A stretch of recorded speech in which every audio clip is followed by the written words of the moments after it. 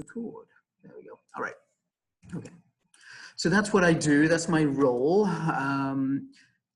It also means that if you have any issues, like if you're struggling with like a problem to do with DSI, or you just don't like in the direction we're going, or you feel that a staff member or a colleague or even a manager or supervisor isn't necessarily as could be handling things better, then I'm the person that you can come and talk to, and we can I can either coach you through that if it's something that you want to work through yourself, or if it involves talking to someone else, then we can start that ball rolling.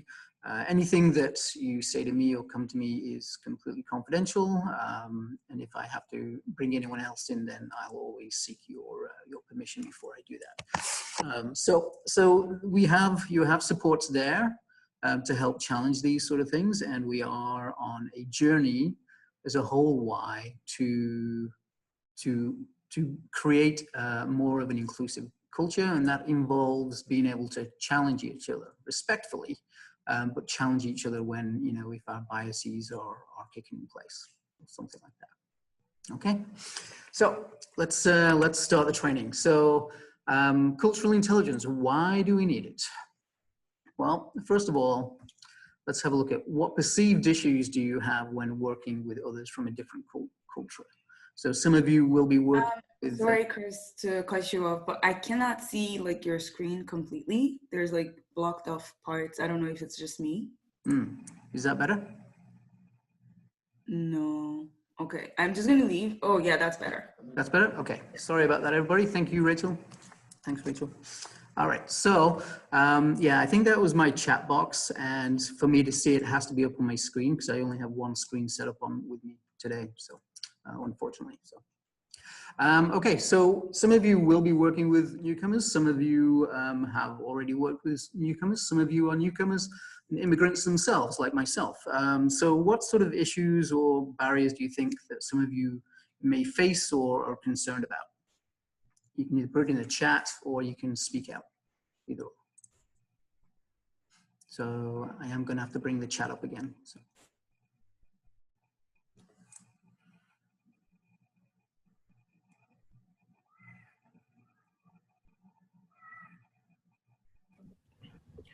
Well, there's all sorts of issues, religious, cultural, social, well, not issues, sorry, differences, I guess, that you come across when either coming to Canada or simply going to another country on holiday and trying to communicate with the culture of that country. Okay, thank you. So communication, yeah, that's one. Okay. And communication, physical, verbal, not just verbal. Absolutely, yeah. So it's body language as well, and a lot of these things are going to be covered in this training as well. But yeah, so it's not just the language, it's not just the verbal, it's also the body language as well, because some cultures are more expressive than others. And what one culture takes as a sign of respect is a sign of disrespect in other cultures. So we'll sort of we'll explore some of those as well as we're going. Any other issues from anyone? Religious? Religious, yeah. Is it, who am I speaking to? I can't see. Discard. I thought it was. So yeah, religious, yeah, there's certainly some religious differences there, depending on where you're from, or not necessarily where you're from, but you're certainly your beliefs. Yeah, okay, anything else, any other issues? Possibly an understanding of personal space. Personal space, Yes. Okay, that's an excellent one. Yeah, that is that sort of comes in with that sort of body language and all those sort of things as well. Part of that communication style and how people express their emotions. Personal space comes into that. Some cultures are very comfortable, like being very, very close, and others we like that arm's distance away. Yep, that we will cover those as well. And if I don't cover them, and if you still have any other questions, then please ask. Any other questions? There's perception to sorting out problems. So that could be subjective. That could also be cultural, where certain cultures just, if there's a problem, they don't talk about it. They try to sort it out within themselves, and keeping it expressing it as a sign of weakness. So there are certain things that we need to understand, that some people think, if they think this is the way, that does not make it wrong, but that does not make it right. So yeah, so perception basically to certain specific issues. Perfect. Yes, thank you very much. Yeah, see, we're already exploring in just in the last like 3 minutes that we've already been going, is that culture affects us on a very deep level. So it's everything, not just what we see on the outside, which we'll cover in a moment, but also what we see underneath. So that the processing of information, the way that people respect authority, the way that people view relationships, is all part of how we interact. Which, if you're coming from, when you get two cultures coming together, there's a tendency to say this is wrong, or they're not behaving right. Well, actually, they're behaving correctly in their own context, and there is no wrong behavior, and there's no wrong culture either. These are just values that are just different from us. And as we'll explore in a few moments, is that culture is unconscious. We're born into it, and so we struggle, not necessarily struggle, but we have a hard time sort of stepping outside of that and viewing someone else's culture as valid. But we'll talk more about that.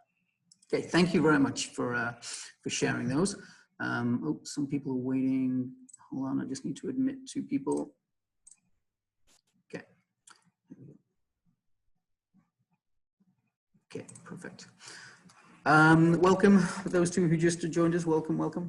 All right, so we've already discussed a little bit of what sort of issues people may face, but why do we need this sort of training?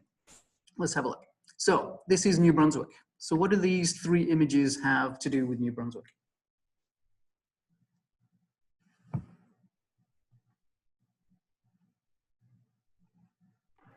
Sorry, what was your question? What do these 3 images have to do with New Brunswick? We have an older population. Perfect. Yep. So we have an older population. Yep. Families. Yeah. What about the families? Newcomers. Diverse families, single parent families, different family units. Yeah. So smaller families as a whole in general. Yeah. Okay. So smaller families. We're getting elderly population. And what about the last one? A lot of people are leaving. That's right. Yeah, perfect. So that's what's happening to New Brunswick, and we'll see some numbers in a moment. But generally speaking, a lot of the graduates and sort of the working, like within the 20s and 30s, are leaving New Brunswick to go out west, or to different countries, but certainly out west to different provinces where there's more employment opportunities and sort of steady employment throughout the year. Generally speaking, we're having smaller families, and this is globally as well. Certainly in the Western Hemisphere, Western world, we're having smaller families. The reason why we used to have large families is because primarily we lived a lot in farming communities, and there was with no welfare system, then it was better to have more family members working and bringing in the money. But as we have a welfare system, it's okay. It's easier to sustain ourselves just with smaller families and some help from the government. So our families are getting smaller. And in my own situation, like I don't have children, I have stepkids, but I do not have kids. So I'm one of those people who are contributing to a problem that's happening in New Brunswick. And generally, our population is aging. So we have more retirement age, more elder than we do younger working age. So if we look at a population chart, this is from 2013. We will please ignore the gender bias colors, the blue and pink. I did not create this. This is from the government. So just see past that. But as you can see here, it's from like 50s to like 65. We've got a huge chunk of the population that are about to leave, and that we have lower numbers of the working age coming in to replace that. So we're in a little bit of a weird place where our population working, there's going to be more jobs out there than people to fill them if we're not careful.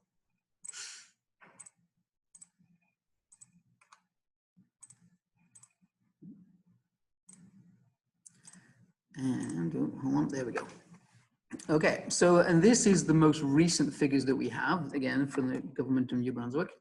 So from 2010 to 2016, to the end of 2016, it was around about 12 or 13,000 people which left New Brunswick. From 2016 to 2017, our population increased. So it sort of stabilized a little bit to 434. And then from 2017 to 2018, again, there was only a small amount of people that left. So what happened in 2016? What happened, certainly in New Brunswick and globally, but certainly in New Brunswick and Canada, what happened? The Syrian refugees? That's perfect, yep, exactly. So that was a Syrian response. So just by that 1 year alone, by accepting people in from a war-torn country, our population stabilized. And for the first time in over 10 years, our population is actually increasing now, and that is a direct link to immigration.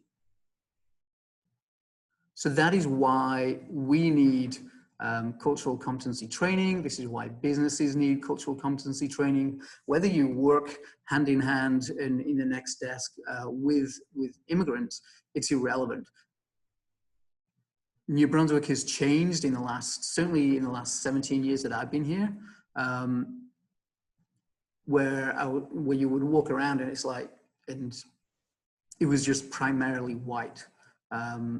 But now it's very common to see immigrants, different skin colors, different cultures, different languages. You're hearing all this, all sort of more variety in the streets, and it's good. It's a place where we need to be, because New Brunswick is slow to change, period, and St. John is geographically isolated. So all the traffic comes into Quebec, into Edmundston, comes down to Fredericton, skips St. John straight to Moncton, off to Nova Scotia. So St. John in particular is slower to change than, say, Fredericton or Moncton, because we're slightly isolated and we're out of the way. So these are things, and because of that, then there's also challenges that businesses are going to have to face as well, which is the main reason why we do this training. So they themselves can shift that mindset out of that ethnocentric, this is and status quo bias, this is the way we've always done it, mindset. So this is why we need that training, to be able to challenge that and to challenge ourselves, because every single person, every single one of us listening to this has our own biases around newcomers or immigrants, about their own cultural values, and all of these need to be challenged. Oh, we're gonna miss, I don't know what happened there. Sorry, we're just, I removed that, but obviously it didn't want to add that. Okay, so now we're gonna move into what is culture. So as I mentioned earlier, it's something we're born into. And because it's something we're born into, it has an unconscious effect on us. We don't wake up and say, well, we show respect to our elders this way because of X, Y, and Z. Okay, those reasons have sort of been lost in the histories, oh, sorry, someone else just needs to be admitted. I do apologize. Okay. So a lot of our cultural responses, like I said, are unconscious, and we don't really understand why we do certain things. Like, why do we shake hands? Why do we clink glasses? Why do our seniors, why do our elderly parents live with us? Why do our elderly parents don't live with us? So all of these sort of things are been affected by the way we've been brought up. And because as we get on, we just follow sort of the, whatever everyone else does. And so we don't take the time to pause and and think, why do I actually do this? Why do we shake hands? Why do we process information in a certain way? Why do we gather ourselves with family? Why do we prefer to be isolated? Why do we show emotions in a different way from someone else?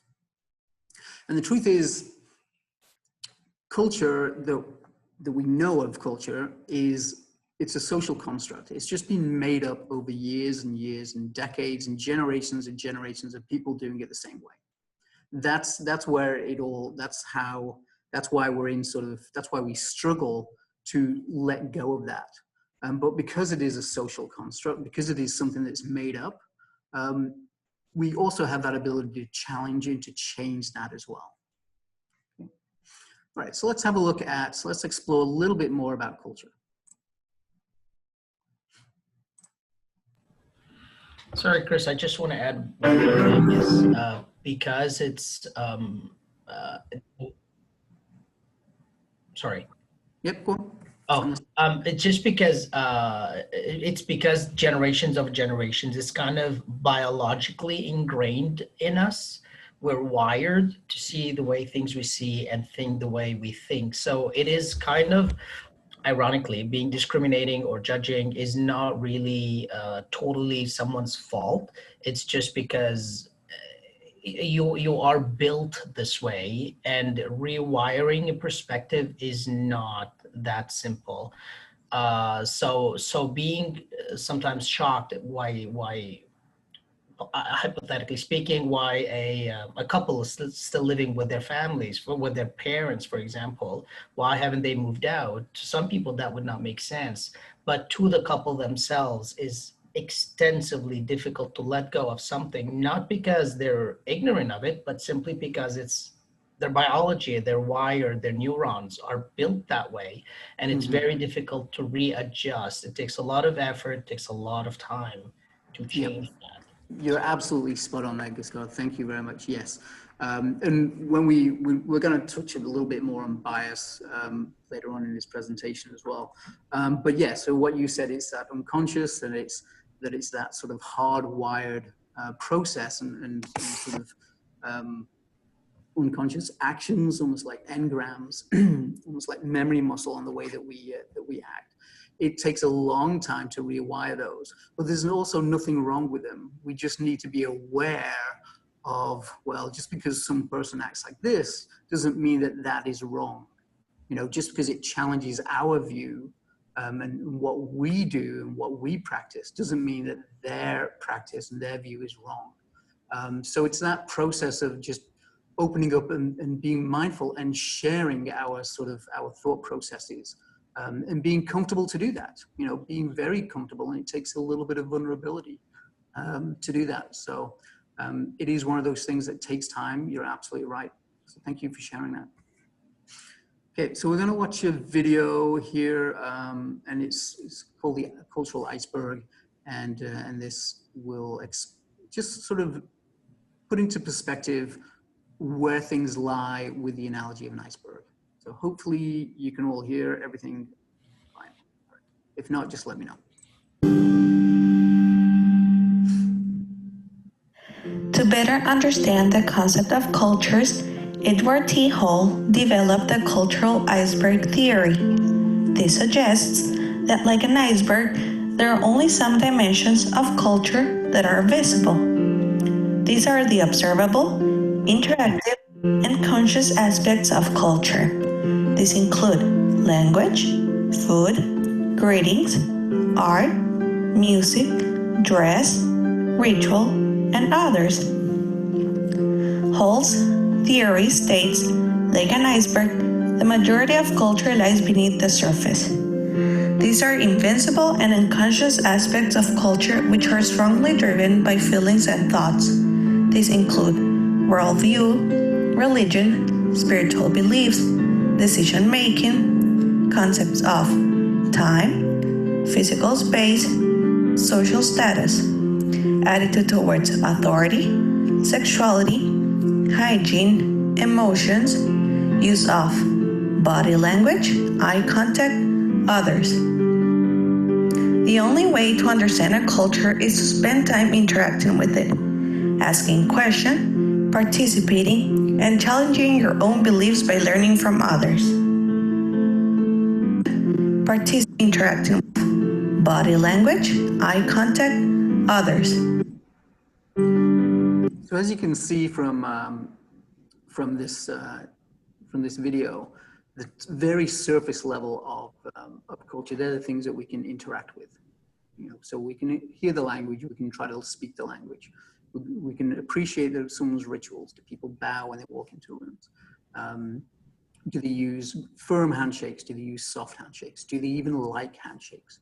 Our dress, our art, food, all these sort of things we can interact with and appreciate. But as you can see on the bottom, below the surface, this is really where a lot of the deep level of culture arises. And this is where a lot of our biases live as well.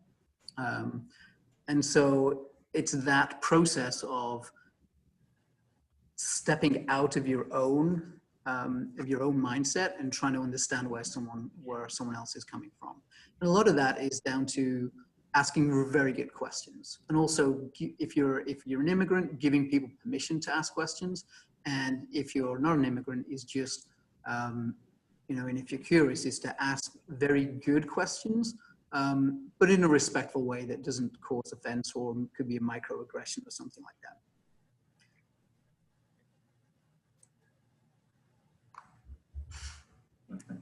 Any questions on the video before we move forward?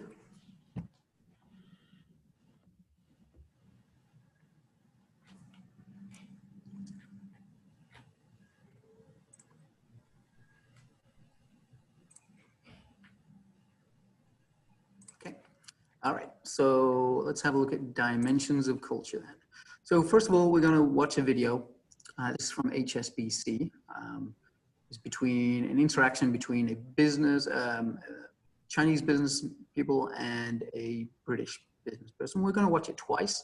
The first time will be without volume. And then we'll discuss what's happening, and then we'll hear the narrations.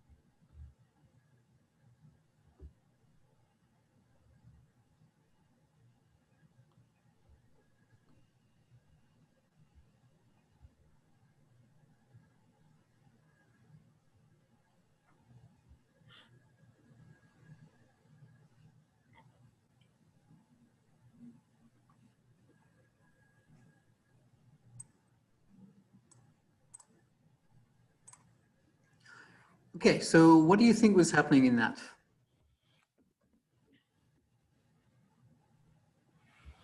They introduced the dish that they're gonna have. Okay, they introduced the dish. Yeah. Okay.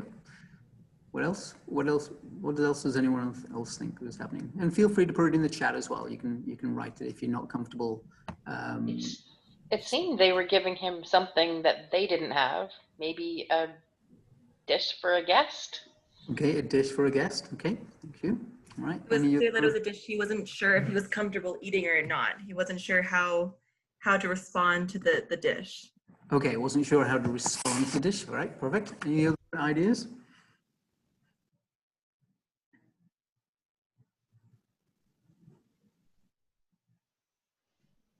Okay. So I think, like, from my understanding for Chinese culture, it's like big things to show you what they want, like, to give to you, and it's like special things. But he was like so surprised, and yeah, like, this is my understanding. Okay. So all right. The other thing I get is the more you finish, the more you complete your dish means that you want more. So that's why they kept bringing him food. Okay, all right. So if you clean your plate, then they wanted more. Okay, all right. Any other thoughts? They are also trying to give him the best service to the guest. The best service for the guest. Okay, excellent. These are all really good ideas. Anything else? Any other ideas? Any other thoughts on that? Okay, so perfect. So this is just a good example. Like, so I've heard from maybe about 5 or 6 people there. Everyone has a slightly different interpretation of what is happening. And that's a really good analogy of culture, is that, you know, through our own thoughts and through what we see and through our own processes, then it's like, oh, well, this is what I see happening. This is what I see is happening. And until we're actually told what is happening and why people are acting in a certain way, we're left just guessing. Right, so let's watch it again, and this time there's narration.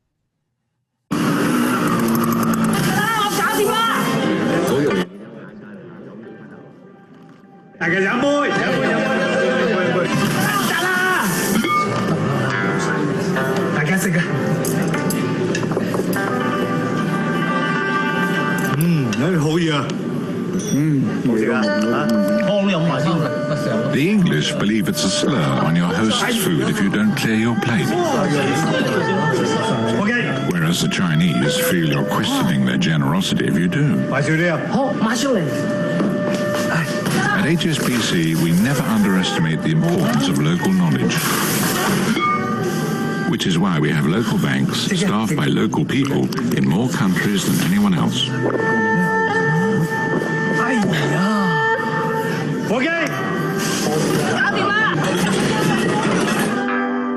HSBC, the world's local bank.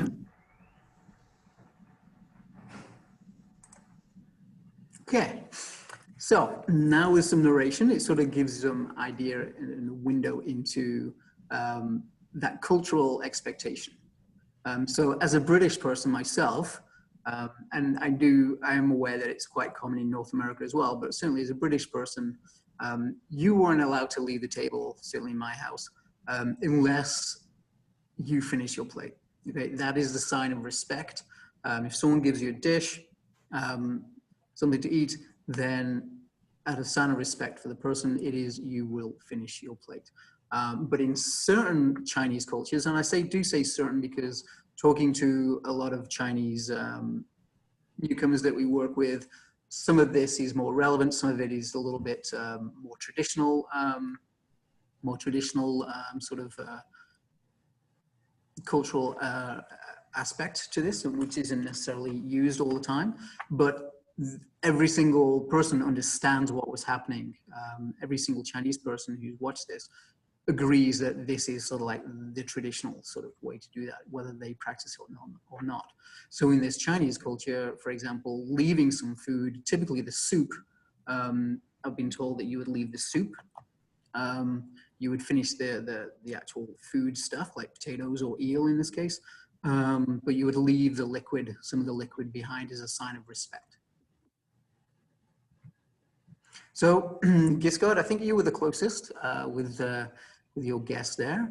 So it wasn't the contents of the dish, it wasn't the eel, it was just that underlying cultural expectation. Okay, so on the screen now we have 2, 4, 6, 7 different dimensions of cultures that affect the way that we interact with each other. Some of them we're going to go into more detail than others. Some of them just used as a bit of a framing exercise, just say, hey, this is different. But some of them really do affect us, certainly if we were interacting one-on-one with newcomers. It certainly, a lot of these are very important to understand. So we'll start at the top and work our way down. So let's have a look at long-term orientation. So 2 images. We have the new style instant camera, and we have a very cute, old, wise-looking tortoise. So with long-term orientation, it is about do you like quick fixes, like the instant camera? Do you like instant results? Are you only interested in like short-term relationships? Or are you interested in the long-term results of things? So for example, to put this into a business perspective, there was a situation between a Japanese company and a Canadian company. And the Canadian company withdrew from negotiations because Japan was interested in 15-year results and Canada was only interested in 5-year results. It wasn't that Japan wasn't interested in the 5-year results too, but they are long-term oriented, typically, not all of them.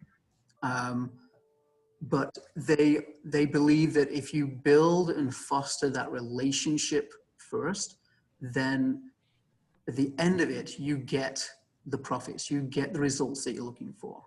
Whilst in more of a short-term culture oriented view, it's like, well, we just want to work on the profits or the outcomes. And so, but in the meantime, these are all the things that have to happen. So they're very task oriented as opposed to relationship oriented.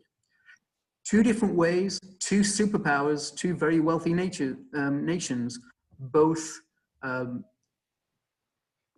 with two very different cultural perspectives. Okay. So I know in the virtual room that we're in now, I know we're represented by a variety of different cultures here. I know we have,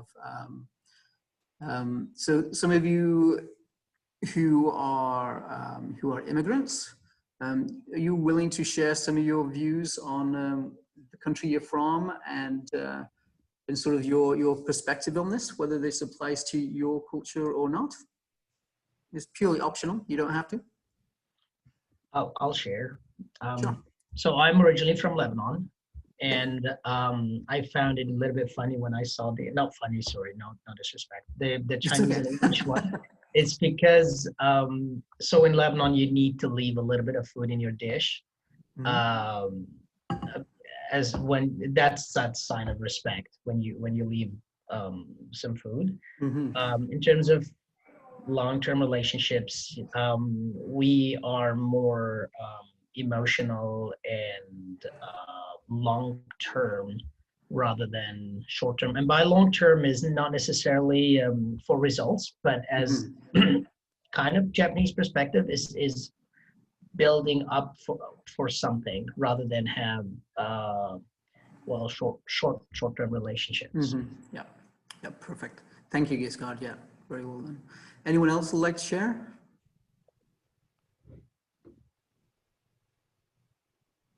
It's optional. You don't have to. It's fine if you don't want to. It's perfectly fine.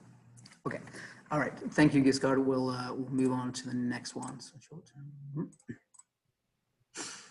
All right. So this one is masculinity. All right.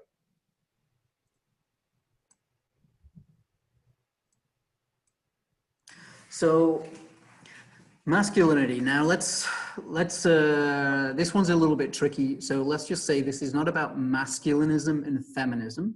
Okay. Although that does sort of play a role, but primarily it's not about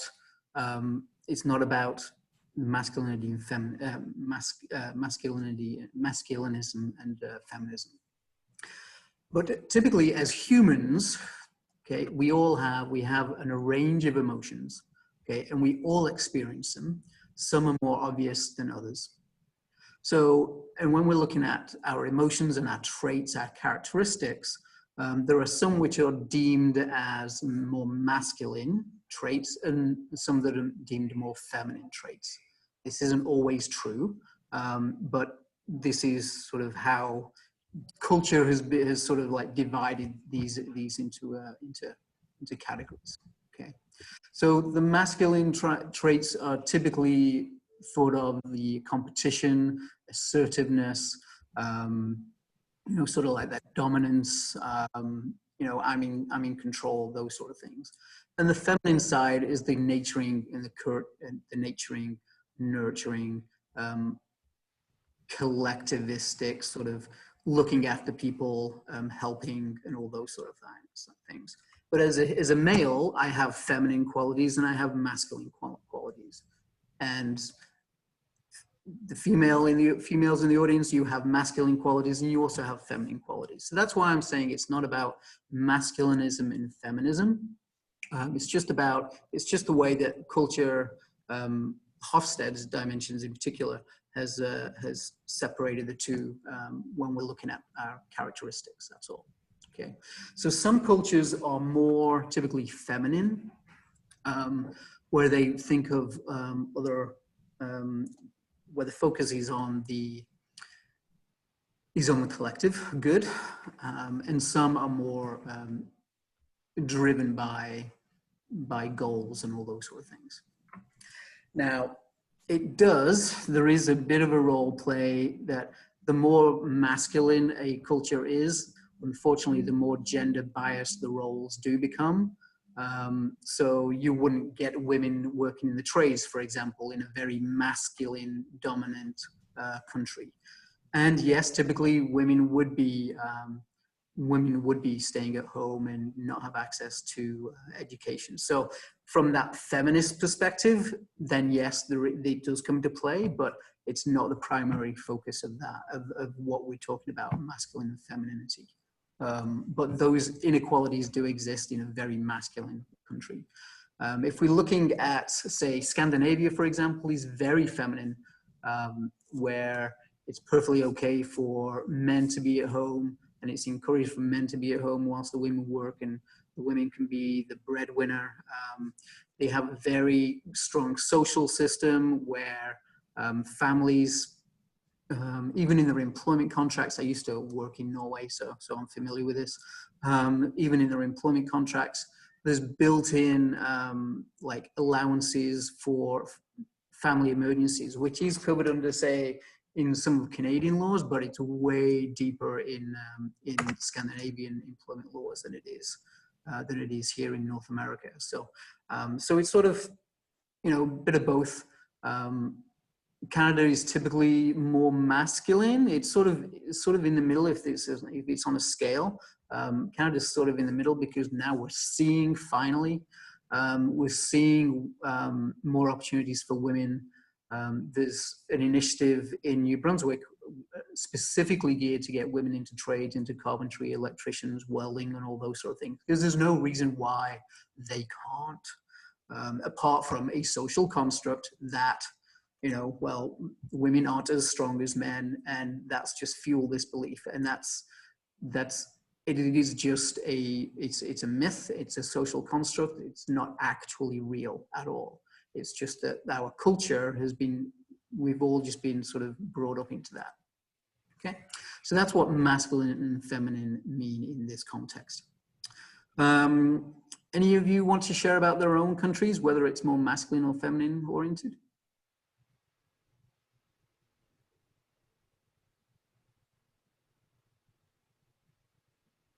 Okay, perfect, thank you.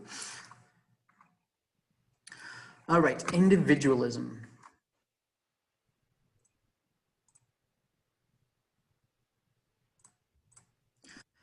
So the picture on the left shows individualistic sort of mindset. So where the one person is in focus, everyone else is in the background. On the right side, we got the collectivistic, where everyone, it's obvious that everyone is the same sort of importance there because everyone's all in there together. So in simple terms, this is I or we. So I is individual, we is collective, okay? Collectivistic is all focused about group harmony. Their emotions would be, emotions and actions would be to the benefit of other people. In a work environment, it would be perfectly okay for, well, if someone gets, let me have a look at so in a collectivist, sorry, I just got my brain short-wired for a second there. So in the collectivist society, it's all really focusing on that group harmony, on that ability to work together, and everybody is received the same praise. In an individualistic society, it is really focused about the individual and the individual tasks and individual accomplishments. even as an individual person works in a team, it's still expected to know, and your responsibility will be to work on your tasks. If you walk around, say, Kent or Home Depot, sometimes, or in other stores, sometimes you'll see a poster saying Employee of the Month. That's a good sign that you're in an individualistic culture. That in a collectivistic culture, that would be seen as an insult to the rest of your team, because it wasn't just that one individual, it was a team effort. So really, people from that we culture are the consummate harmony builders, team workers, where they're looking at the bigger picture of things. And so there's a lot of value which comes along with that when we're working with collectivistic people. Personally, I'm from an individualistic country as I'm British. And I live in an individualistic country such as Canada, but personally, I am very collectivistic. Okay? I'm very much like working in a team, working in collaboration with each other, and I see the whole team as moving and improving everybody, not just improving me or helping me. So we're all helping each other. And that brings another important aspect when we're looking at these dimensions, is to always look at the individual.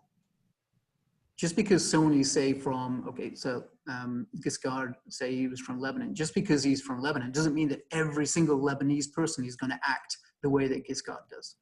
Giscard acts the way that Giscard does. That's a very important point you just said, Chris, because people tend to stereotype, that's for sure. And then they get to, they're shocked when you don't meet their stereotyping thought, right? And same goes, like this is round robin, right? This goes to every single person, where we tend to generalize a person according to their background. Absolutely, yeah. So these dimensions are just generalizations, but they do have these. There is a strong element of truth around them, but you can't treat every single person as the same one. I work with a colleague here who gets very frustrated with her own nationalities. Because she understands why they're doing it, but herself, she gets very frustrated when they do that, because she doesn't follow that at all. So there's always that individual element, and that's when I mentioned earlier about having those questions, is having very good questions to sort of break down and to understand things. So I learned one technique is to ask the person what it is that they like, the way they like to be treated. And then I had to teach myself not to feel that I am offending that person if they're doing something that is not what I think is right. And I'll give a very, very simple example. So in the morning when I do my coffee, I tend to ask my partner, would you like coffee? And his reply is always, you do your coffee, I do my coffee. Now, in my culture is, if you go to the kitchen and you don't ask me if I want coffee, that's a bit offensive. I'm here, right? But it took me time, and it's still taking me time to understand, if I did coffee on my own, walk to the living room with my coffee mug in hand, he will not be offended. Do you know what I mean? But it's a two-way street. So the other person also needs to understand that, okay, so if that person goes and do coffee, well, guess what? You're gonna have to ask your partner if they want coffee, because then they will be offended. You know what I mean? It's a very thin line, kind of hard work, but it's a thin line. What makes it okay, what does not make it okay. Makes it okay if you're both reciprocating. It doesn't make it okay if one of these two different cultures, either one of them is not happy or satisfied somehow. I don't know if that makes sense, but I found it very, because that's something you do every morning, right? So I kind of faced it somehow for a bit of period of time until I learned it, and now I'm much better at it. Perfect. Thank you, Giscard, for sharing that. So Yeah, certainly when you're in relationships with people and from two different cultures, it gets a little bit, can get a little bit tricky. Certainly when I moved to Canada, I was a little bit offended when every time I went around to someone's house, they didn't offer me a cup of tea. I know that's a British stereotype because of the tea, but it's also, you know, it holds true, but every time you go around to your friend's house or even a stranger's house, the first thing that comes out of their mouth is, oh, do you want a cup of tea? Or I'll just go put the kettle on. And it took me a long time to get used to that I felt, well, these Canadians aren't that polite. They all make out as though they're polite, but that was just my cultural expectation. All right, so that's just one of those things. And we come from a very similar culture. So the other thing about individualism is, especially if any of you here are going to be interviewing people, when people from an individualistic culture go for an interview, they use I statements, and HR people and managers are looking for those I statements. I did this, I did that. Someone from a collectivist society will use we statements. You know, in my previous job here as one of the employment liaisons, I was working with a Chinese person on those interview techniques, and they were always answering, when I was asking a question, they were always answering, we did this, we did that, even though I was asking, what did you do in that team? So it is one of those things just to bear in mind that when you are talking to someone from a different country, the way that they'll be answering will be maybe very, very different from what you're actually asking. And again, it's not that they're not hearing it, it's not that they're trying to offend you, it's because this is their cultural conditioning, this is what they're used to. And to single themselves out would make them very, very uncomfortable, very uncomfortable. Similar to that example about employee of the month. You know, that would be uncomfortable for everyone else in the team and disrespectful. So individualism is one of those really interesting ones. It's one of my favorites. All right, so this one is power distance. This is another really good one as well. Any question on individualism?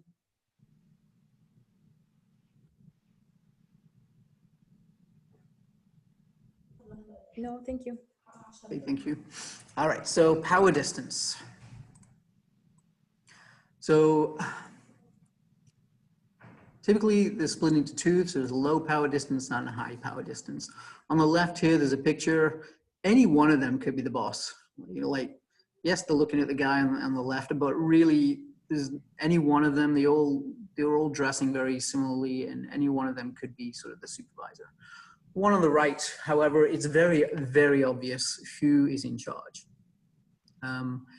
And the way this works in businesses is it's very hierarchical. So if you're work in a high power distance country or culture, then it's very hierarchical. You will not be able to access, if you're a frontline worker, to access the CEO or the president would be very unheard of. The very fact that you folks spent time talking and interacting with our CEO and president this morning, Shiloh, in a high power distance country, that would probably never be would never happen, never happen. To be able to ask and interact directly with the CEO of an organization. Sometimes they may even have their own business, their own entrance to the businesses, or even their own elevator to get to their office. So they don't interact with anyone else. So it's all about that. I'm in charge, everybody knows it, and you have to follow what I say. Most of the instructions, if not all of the instructions, will be written by the very top, and then it will be trickled down to the front line via all the managers and supervisors, and you follow it word for word. In a low power distance culture, it's okay for your opinions well, Shiloh could be saying, hey, do you have any ideas? Okay, to access Shiloh, to if you're up here and she's free, just knock on the door and say, hey, do you have 5 minutes? And if she does, she'll quite happily sit down and talk to you about it with whatever you want to talk about. It's one of those things which, for some people from a high power distance culture, are very uncomfortable with that almost familiarity that some bosses in Canada show. Also, people in high power, some people would trick you when they ask for your opinion. Do not believe them. Have you experienced that yourself?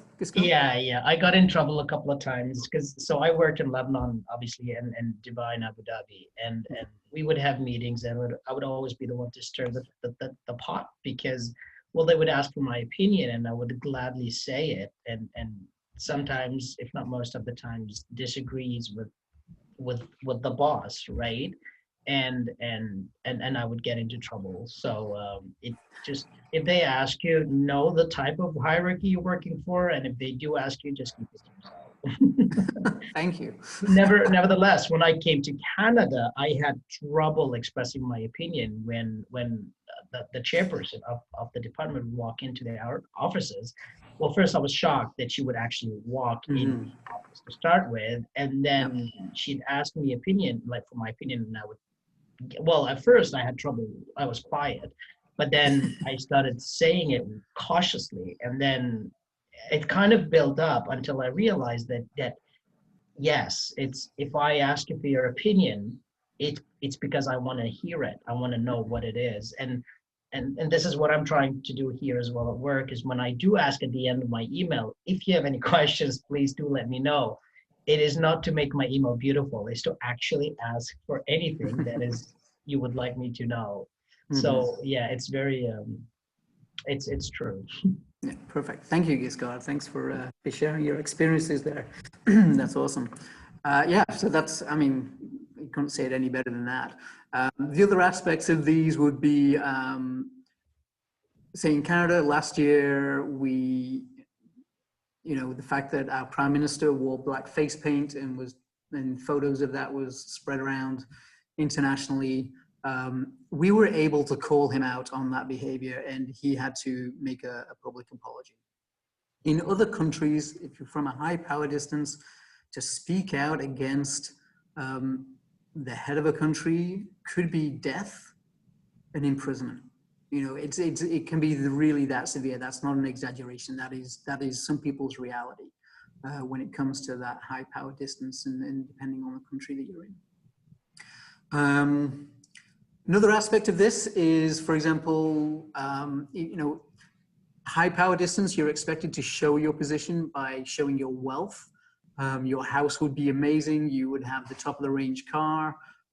For someone below you, a manager or even a frontline worker, to have a better car than you would be a huge insult. But here in Canada, it's perfectly okay. There's a Sue Hemmings, who's a frontline worker. She has an Audi, and Shiloh drives a Ford Escape. It's here, it's fine. It doesn't matter how you show your wealth. You're not expected to show your position of wealth by the trappings that you have. Yeah, I'm Nigerian, and you will get into a lot of trouble for probably you're driving a better car than your boss. They're clearly paying you too much. Clearly, you're being paid too much. That's how they'll view it, eh? Yeah. So then you would go to work with a huge pay cut. Yeah. I mean, that would be the opinion. So I wouldn't say that it may or may not happen, but that's like the way everyone's going to see it is, wow, the audacity. Okay, yeah. And then another thing for the power distance is the student-teacher relationship. That was a really big culture shock for me, coming here and having people, so just like Giscard, I'm the one that speaks out normally, and I would get into trouble, but I didn't mind getting into trouble. I didn't mind it, so I would not necessarily challenge to be disrespectful, but if I felt that we needed to talk more about something, I would actually say it out in a classroom situation, and I was always viewed as the big mouse. And here you're actually expected to do that. And a lot of friends, a friend of mine once said the first time a professor said, you know, I have office hours, come ask me questions and everything. She's like, I took some time to cry because what? You cannot, you know, challenge your professors or your teacher. You're looking for trouble. Wow. Okay, thank you. Thank you for that. Thanks for sharing. But there's a very important point. I did some training for NBCC for their staff because they were having problems with plagiarism with international students.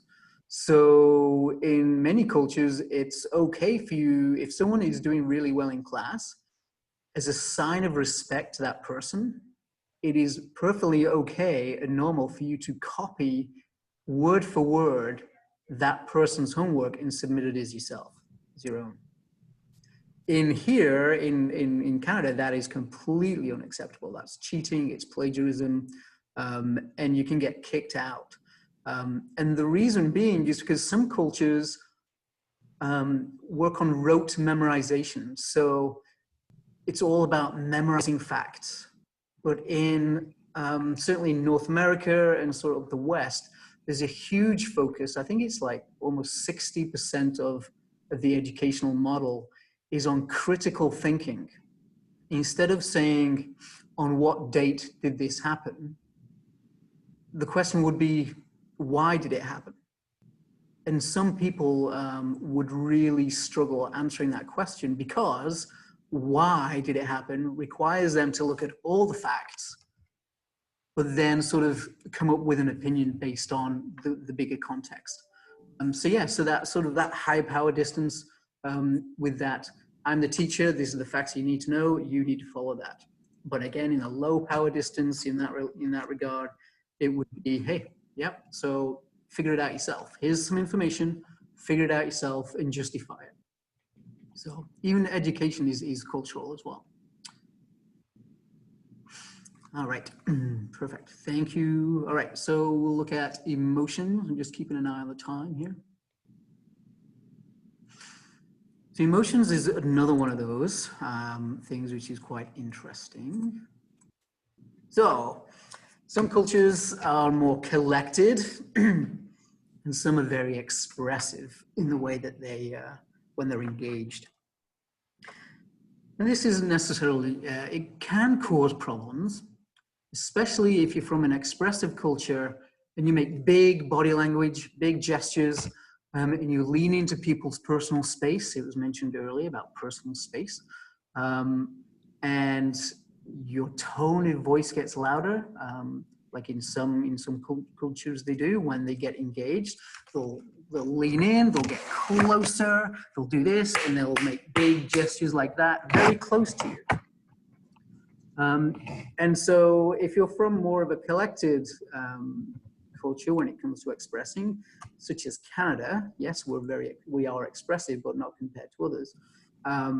We would see that as a sign of aggression. Okay, we could as that.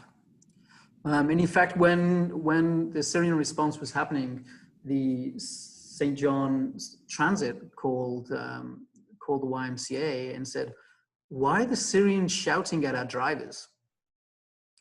And what was happening is many of the communities were so happy and relieved, and they were excited, and so they were expressing it in their cultural appropriate way for them. So it can cause, so sometimes the way that we express emotions can cause that misunderstanding, especially if it comes to personal space. You know, I was chatting to someone from Brazil the other week when I was doing this training for a class. And she said when she first arrived to Canada and she just first was introduced to a complete stranger in her country, it was perfectly okay for them to hug and kiss on the cheek, a complete stranger. That here would make some people very uncomfortable, very uncomfortable. But again, Was that in Brazil? that was, yeah, the person I was speaking to was from Brazil. And that's okay to do whatever That you was, just said in Brazil? yeah, for her, that was very normal. You know, it's like she was being introduced to someone, like it's not a complete stranger on the street. So, you know, but say in a work example, Okay. so say like I was being introduced to someone, and then, you know, it would be normal for me to hug and then kiss them on the cheek. Yeah. So it's in Lebanon. Okay, so it was in Lebanon. All right, cool. So, but over here, sorry?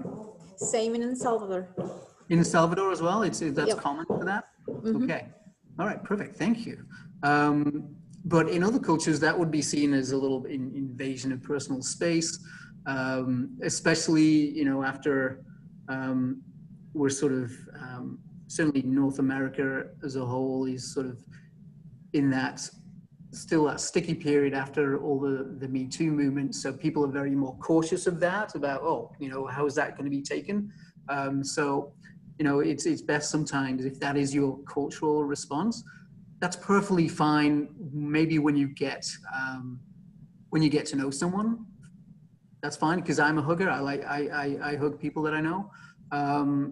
But to do that to someone you've never met would be very uncomfortable for some people. There's a video to go along with this, so let's watch this. Ocean. Well, watching the Oscars, since I was a kid, it was always the unpredictability of it. You never really, as much as you thought you know who was going to win, you really never knew. And it was fun to see the reactions of people who didn't know they were ever going to win. Roberto Benigni, I guess, was just oozing with appreciation and emotion. If you can just can that and sell it, it would be a lot of fun. So there's an example of Roberto Benigni, Italian director, and he, when he won the award, like it was just, you know, jumping from chair to chair. And he made his way, if you watch the full clip, if you want to look it up, he made his way all the way down to the stage, jumping from the top, from chair to chair to chair. He's from a very expressive culture. Italy is very expressive. So while some people will say, whoa, that seems a bit inappropriate, for him, it was very normal in that situation to do that. You know, there's been situations here at the Y, certainly, you know, if I'm thinking of one of my staff members, he's from Mozambique, and he was talking to another gentleman, and all of a sudden they were just shouting at each other, and all the white staff were like, we're all tense, and we're all hovering around the door, ready to jump in. Do we need to call the police? Where's the panic button? And we were all like anticipating all these things because, again, we're not used to that. So all of a sudden it died down, and I went up to him and said, hey, what was that about? He says, oh no, it's just like, you know, he just didn't want to accept he was wrong. So he shouted, then I shouted, and that's just the way that we do it in my country. It's like, oh, okay. But for them, completely normal cultural response. For the white, like all the white staff were on edge. We were like, what's going on? Like we were ready to jump in or ready to call the police, because we're not used to that level of sort of emoting, right? So emotions are one of those things we sort of take for granted, but can cause issues if we're not aware of them. But it's also fun to explore them as well. Try to be more expressive. All right. Context. Any questions on emotions? No? Okay. I just want to say that again, it's not, let's not generalize on things, because one tiny experience is when this excitement 5 years ago when I was in Toronto. I was talking to my friend in Montreal. I was on the bus and I was telling him about funny stuff that I've been through, blah, blah, blah. And he's like, are you on the bus? And I said, yeah. And then I kept going. He goes, okay, let me call you later then. I'm like, what do you mean? He's like, you're on the bus. You're not supposed to call. Like, you're not supposed to, well, you're loud. And I'm like, what? Anyway, so that was strange. I mean, now I really don't talk on the bus because of that.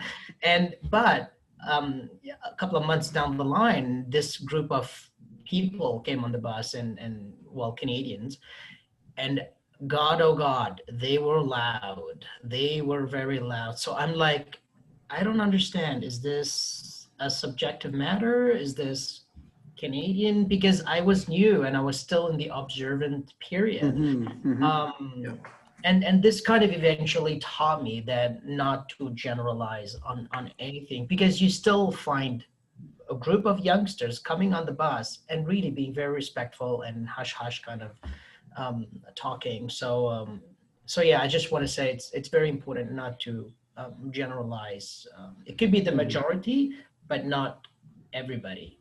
Absolutely, yeah. No, I mean that's a common theme throughout all of this, is that you can't stereotype. You can't.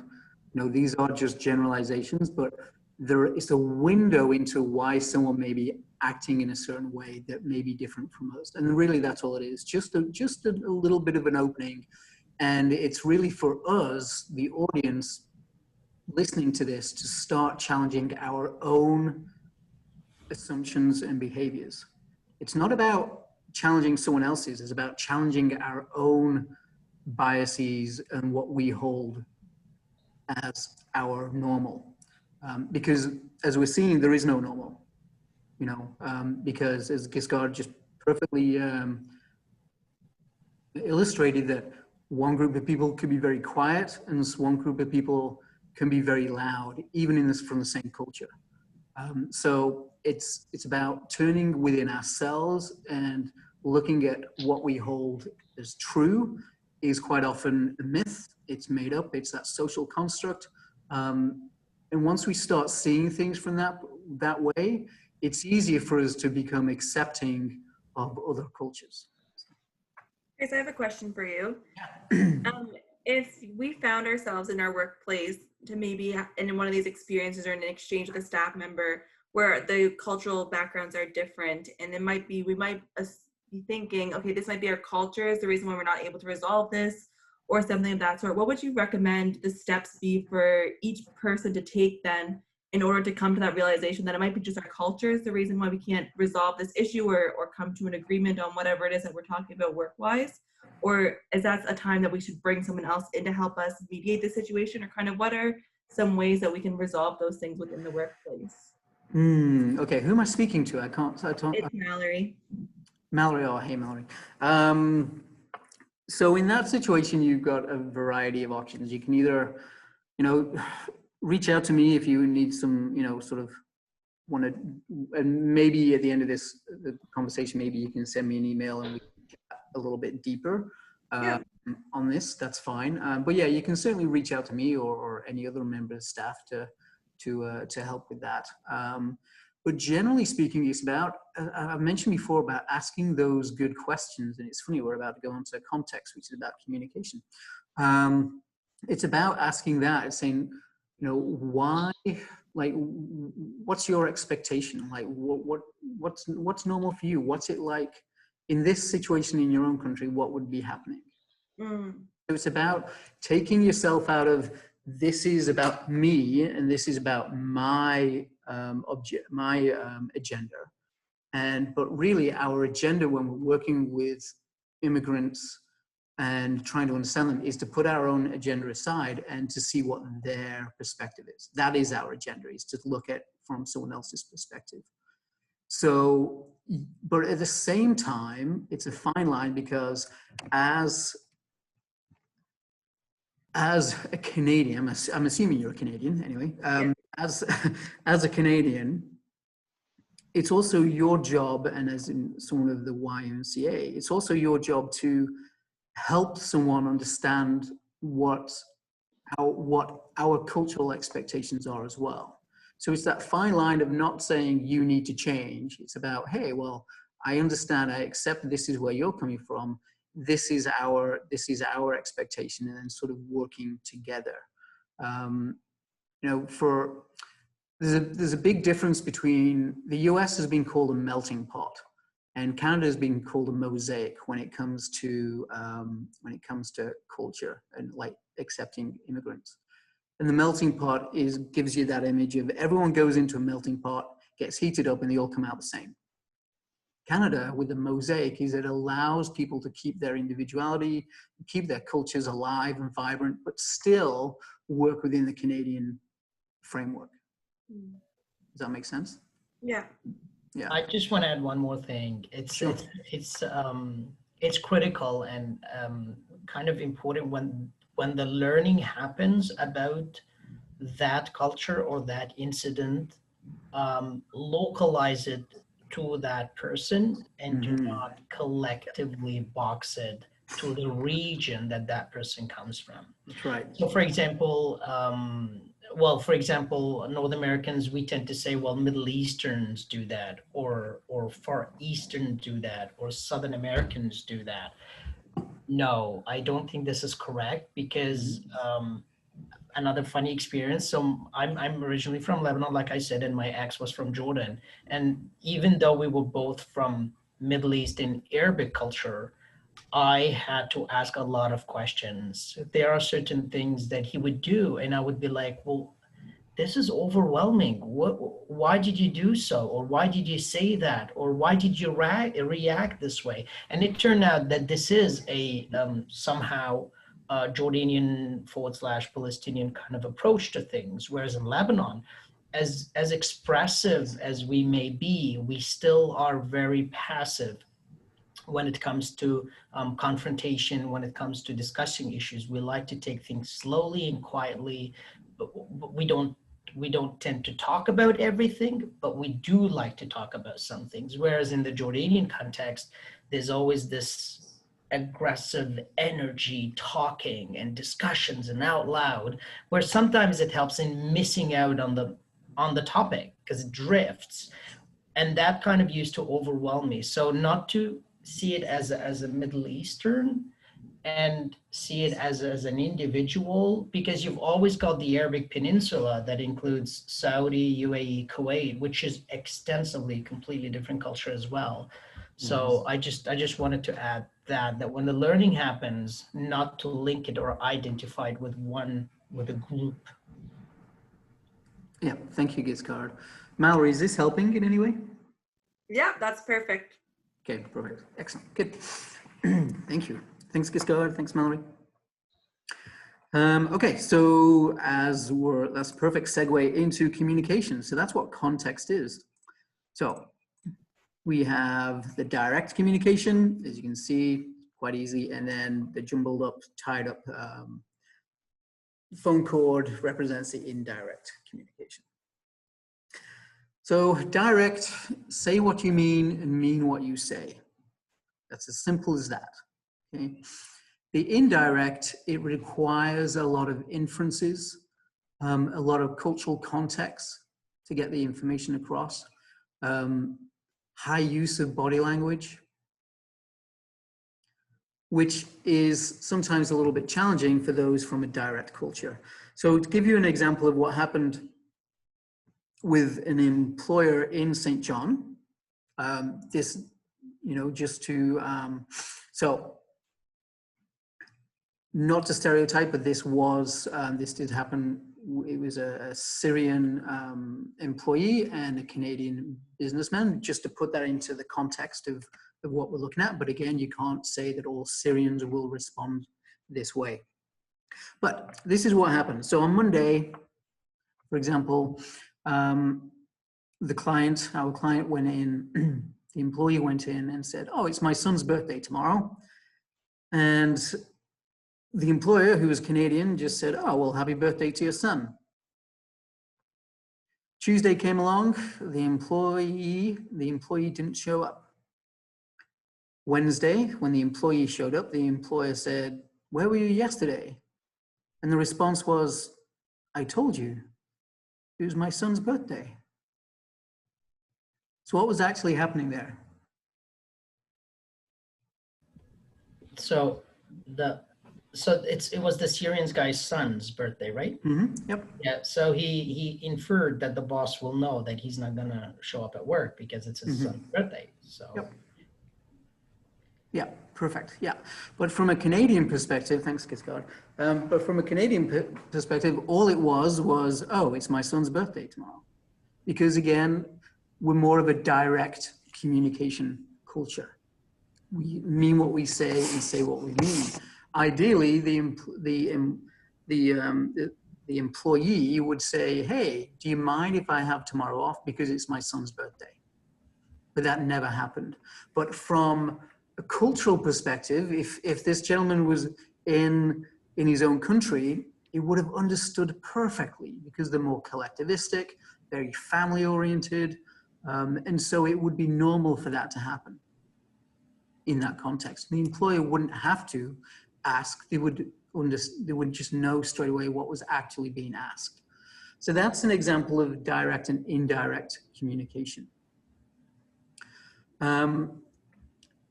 We also use indirect communication in the workplace, especially when we're giving feedback. So these aren't foreign concepts. These aren't a different cultural value because we use the indirect piece as well. When we're giving feedback to people or we don't want to hurt someone's feelings, we tend to go slowly, work our way around until we get to the point that we're trying to make.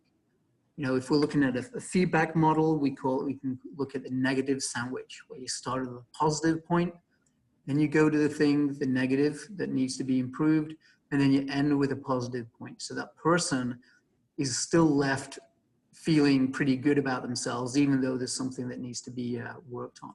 So the indirect culture, we do use parts of those. We do use that aspect, but typically speaking, Canada is very direct with our communication. Anyone want to share anything on that?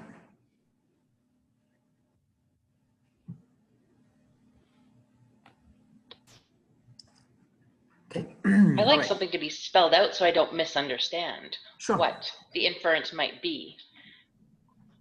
The inference? Oh, it could be anything because it's based on that cultural component. So in that example, for example, when this gentleman is from a very collectivist society, very family oriented, could have multiple generations living in the same household. And, it's reasonable to say that quite a lot of other people in where he's from would be in that same mindset. So in that situation, to infer, just to say that, oh, it's my son's birthday, the inference would be, I'm going to be taking tomorrow off. Okay. But it depends. So that's when we, as more direct people, need to say in that situation, oh, what would you do in this? What would you do in your own country if it was your son's birthday? And use that as a way to dig into a little bit deeper. We can't assume, but we just need that more information. When someone from a different culture says something, is, oh, what does that mean to you? What would normally happen in that situation in your own country? And then use that as a way to guide yourself into understanding. And then as a cultural gatekeeper, you can then use that as a way to inform the person and educate the person on what is expected here from your employer or a Canadian expectation.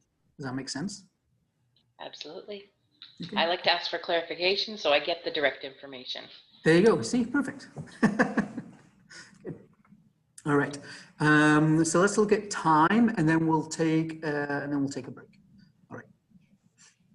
So time is one of those things which causes. Oh, sorry, my bad. Time is one of those things. Certainly, if you're a teacher or an employer, it's one of those things which can cause a little bit of a problem and a little bit of tension between people. Because if you're from a monochronic society, one way that we show respect is to be on time. And ideally, you're always early, 10 to 15 minutes before. Because that way, if something starts at 9 o'clock, the class starts at 9 o'clock, the interview starts at 9 o'clock. So people expect you to be there beforehand, prepared, sat at your desk, computers on, so at 9 o'clock you can start. So monochronic time cultures are all about, is all about tasks and filling your day up with appointments to feel that we're being productive. You know, to look at your schedule and it's blank would, for some people, maybe make them feel guilty. And if your boss comes around, then it's a way to justify what you're spending your time on, is to fill yourself up with those tasks and agendas. On a polychronic view, it's more about relationships over the tasks. This work still gets done. The work still gets done. But for example, say two people come in and say I have, okay, so say Giscard comes to talk to me and Mallory comes to talk to me. But I know Mallory longer and we have a better relationship than I do with Giscard. But they both want to come and talk to me about the same topic. I'm more likely to give Mallory an hour because I know her, and developing that relationship is important for me, is more important, not necessarily more important than Giscard, but that's still that really strong cultural drive, is to foster those relationships. But if Giscard comes, I may only give him 20 minutes because I don't know him as well. Again, one of my colleagues, when he was talking to a bunch of nurses about this, because they were getting frustrated with a lot of some of the clients from African nations were always coming in 20 minutes, half an hour late. And my colleague's explanation was, from their perspective, what they're trying to do, which they're considered polychronic, they finish all their tasks in the morning so they can give you 100% attention when they're there. So for them, it's a sign of respect to be able to give you 100% attention. So it's easy for them to finish all the tasks, get the kids to school, make the lunches, do whatever it takes, for them to then be able to stop, to ignore and forget that, and then go into the meeting. While people from a monochronic culture were constantly looking at the time going, oh, okay, well, we need to be out of here in 15 minutes, so I'll come back to that later. So sometimes we leave, tasks half done, and then for us to finish them later. So that was just another way that it was explained that relationship focused over task focus is one of the main drivers between monochronic, or like fixed time, and polychronic is inflexible time. Does that make sense? Time is very is a very critical issue because it's very much differently understood across the world, the time concept. And I always tend to ask the person why they're late, or why, especially if they're from a different culture. The other thing I would ask is how long they've been in Canada and what is why they are here. So if they're students and they're international students, then the job is tougher, but they've been here for quite some time and are, permanent residents or newly Canadian citizens, then I expect them to know the concept of time, right? So I had other clashes back in Dubai when I taught at the university where being late is a sign of respect. Being early, it means you want to leave early, which is disrespectful. So they would take in the concept of time. So, I mean, you can imagine the tough job because they see me as Arab in an Arabic country, yet punctual. So the concept of coming at 9 o'clock, because the class starts at 9 o'clock in my class, was quite weird. And it honestly took me time to explain to them that I will be feeling disrespected, not my culture, not my background, just Giscard will be upset and disrespected if you come at 10:09. So that was one issue. The other issue is I had one of the students who would take the subway or the train, and she'll always be late. And I'm like, well, if you're going to take the subway at 8 o'clock, at 8:30, and you're coming in 9:15, well, take it at 7:45. That will, but she was not able to grasp the concept that if I want to come earlier, I need to wake up earlier. She still needed to wake up at the same time and make the train early. You know what I mean? So there's a couple of layers that to me sounded really funny at the time. Like, I don't understand. If you want to leave at 8 and you're always late, you need to leave at 7:45. So I was finding it difficult to understand. The student was finding it difficult to understand. So there's a lot of layers, especially when it comes to time. I'll just share one experience. I have a German friend in Dubai, and this is 12, 13 years ago.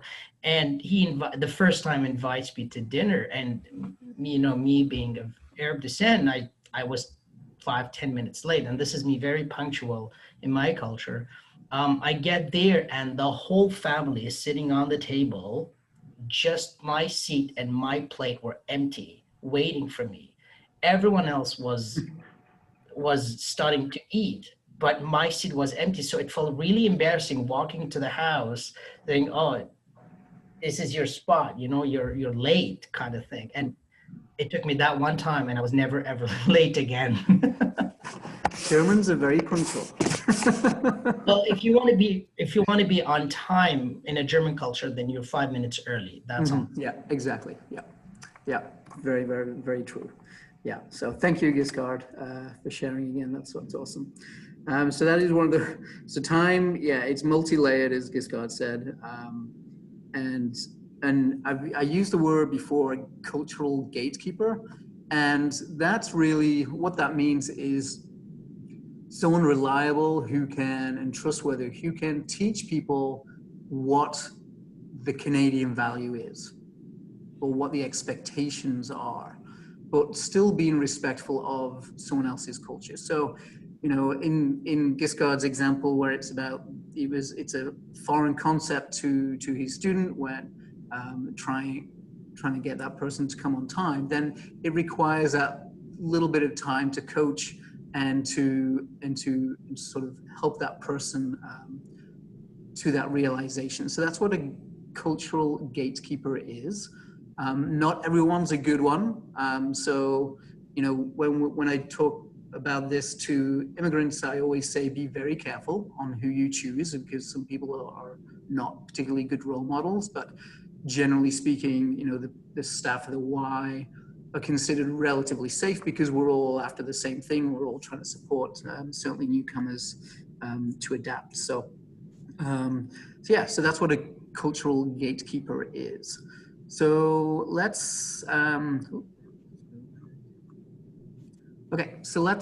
let's take a break. So if you come back we'll just take a quick break, 5 minutes. So at 11:35. Just a quick enough break for a bio break and all those sort of things. So, all right, we'll see you in a few minutes, folks. I'm just going to mute myself.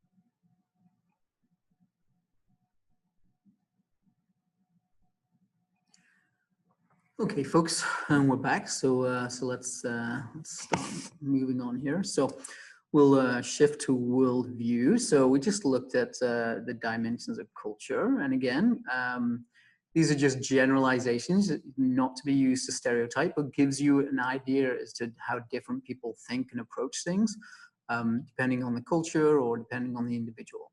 And again, just to shift our view that it's not all about us and that our way is the only right way. There's a myriad of different right ways, okay? And that our belief that our way is the only way, that is a bias. And as I said, like culture as a whole, including our own culture or whichever culture you hold on to, is a social construct. And as such is changeable and does change. Culture is not fixed. It is constantly evolving. You know, certainly if we're looking at generations now, we've got the millennials, you know, this is their world now, and the way that they interact and the way they communicate is going to change the way that their kids interact and change, which changes the culture. Okay, so again, this is what all this training is about, is just to start, is to allow us to start viewing people from different perspectives and to put our own biases and judgments and assumptions aside. Okay, so we'll move on to worldview. This is a very short section, but culture helps shape our worldview, and worldview shapes our understanding.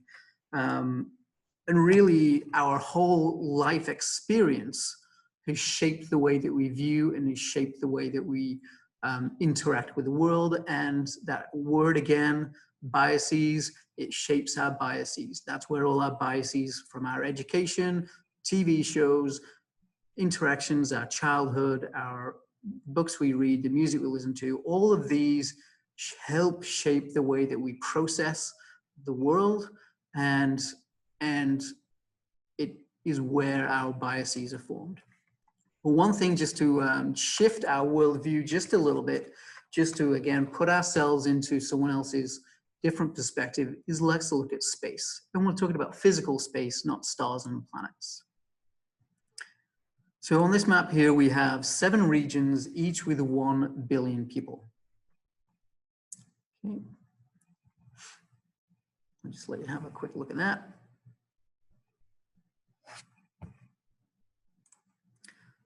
What is significant about that circle?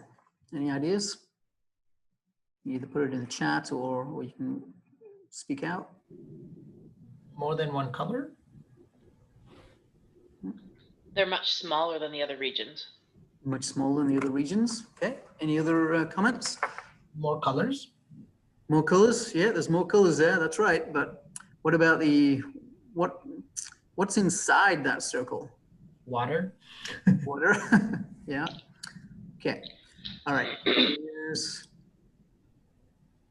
There are more people living within this circle than outside of it.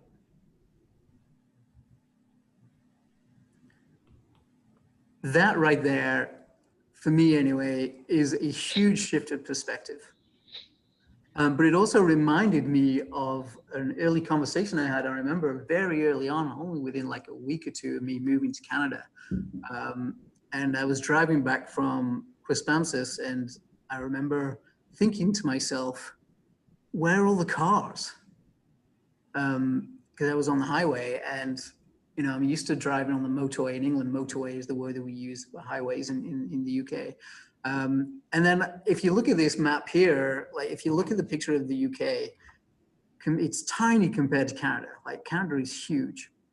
And there's 60 million people. Certainly that's what, when I was almost 20 years ago, it was 60 million people in the UK. It's probably a lot more than that now. And Canada is what, maybe 32, 35 million? 36. 36, thank you. So that concept of space, even for me, you know, coming from a very similar culture, it really resonated with me. It's like, where is everyone? Where's all the other like vehicles on the road? You know, people joke about the rush half hour here, and yet in other countries it's the rush 5 hours, you know, on highways and motorways and what have you. You know, so space for many people when they come to Canada is huge. Certainly many of the Chinese people that I've been working with, that's one of the things that they've mentioned is the space, the fact that, you know, they can have a house with a yard, that it's cleaner, it's not as polluted and all those sort of things. And many newcomers, when they arrive, they want to then, when they come to St. John, they actually struggle with how quiet it is. And many of them leave for busier cities. Some of them choose to move back because then they realize, oh, actually, I kind of like not being so busy. But many of them want to go back into a larger city, you know, like Toronto or Ottawa, where it's more vibrant, where there is lots of people because that's what they're used to. So what we take for granted, like the great outdoors and the space, and that is actually a privilege that we enjoy. And even for me, coming from a similar culture, it's a privilege. It's something that's like, yeah, I still appreciate that. So that is just an example of how worldview, even our location of where we live, changes the way that we process, changes the way that we view other things around us. Okay, so let's move on to discrimination. So discrimination is on a ladder or a spectrum, and it's really split into two sections. So the first section is beliefs, and above the line is behaviors. So put it into another context: legal, illegal. All right. So at the very bottom of the scale, in the beliefs, there's preference. Everybody has preferences. You know, the clothing we wear, the music we listen to, peanut butter or jelly or both, you know, these are all sort of leanings that we have, just making the choice between alternatives, and we just prefer one over the other. So it typically is very conscious and doesn't cause any issues. But next on the scale is bias. And I've mentioned biases so many times, and there's a reason why addressing bias is very important. So what is bias? So here, let's watch a video.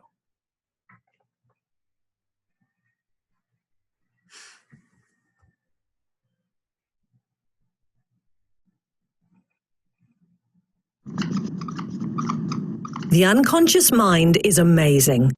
It can process vastly more information than our conscious mind by using shortcuts based on our background, cultural environment, and personal experiences to make almost instantaneous decisions about everything around us.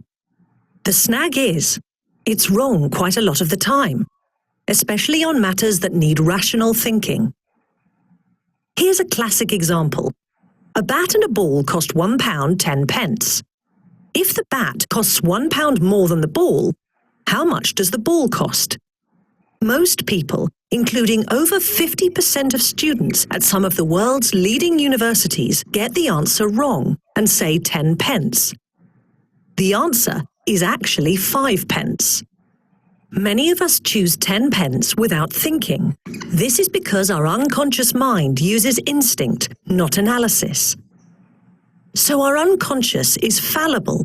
It's also biased. It makes snap judgments of people we meet, categorizing them according to gender, social and other characteristics. In milliseconds, we judge whether somebody is like us and belongs to our in-group. These are the people we favor. So men might favor men, while women might favor women. However, we can belong to different in-groups, and we like to be part of an in-group that's powerful, which could mean a woman favoring a man over a woman. That's unconscious bias. All of us have it, and it colors our decisions without our realizing. For example, research reveals that if I were a man, you would be more likely to be nodding in agreement right now because people pay more attention to a male voice. The Royal Society fosters excellence in science, but this can only be achieved if we select from the widest range of talent. And that's not possible if unconscious bias is narrowing down the field for non-scientific reasons. To lessen the impact of unconscious bias, which is easier for us to notice in others, we are raising the awareness of unconscious bias to members of our selection and appointment panels. We're encouraging panel members to deliberately slow down decision-making, reconsider reasons for decisions, question cultural stereotypes, and monitor each other for unconscious bias. We can't cure unconscious bias, but with self-awareness, we can address it.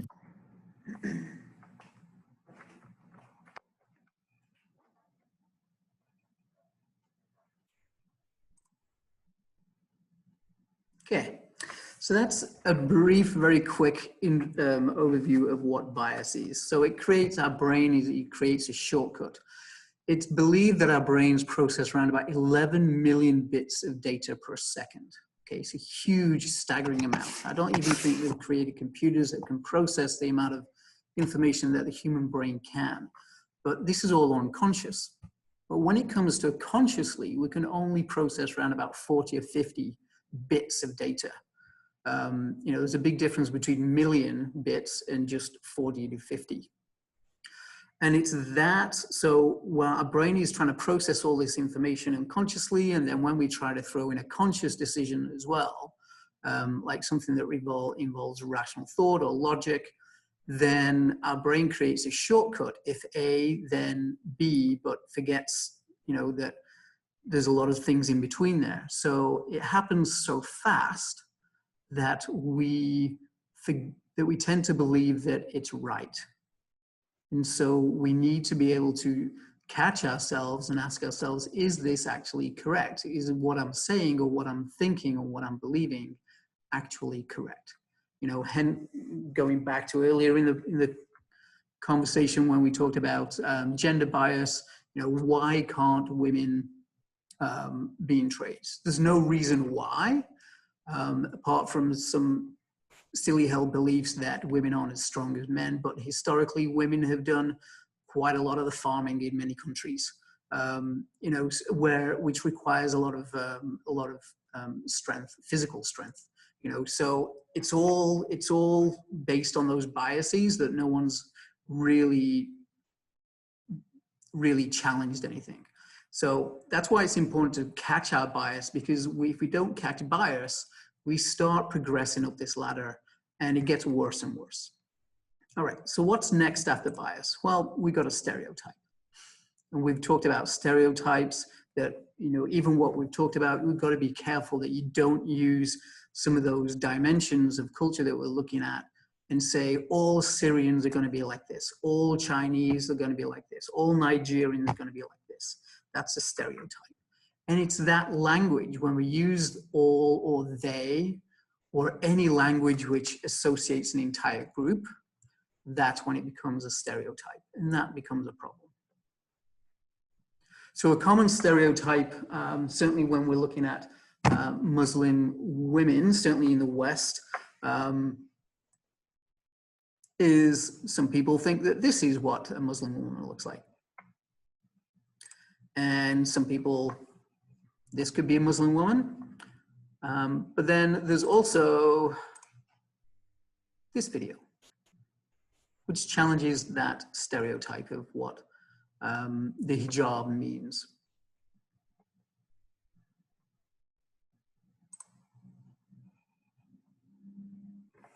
East, I would say it depends which family you're coming from and your own beliefs.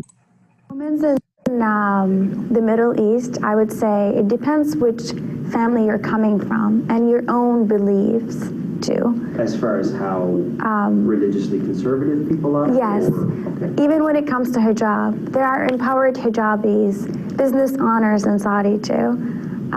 I really believe that Muslim women are very empowered. They would surprise you when you go there. In Arabia? In Arabia, yes. I consider myself, I don't want to say I'm Western, but I have my own personal beliefs.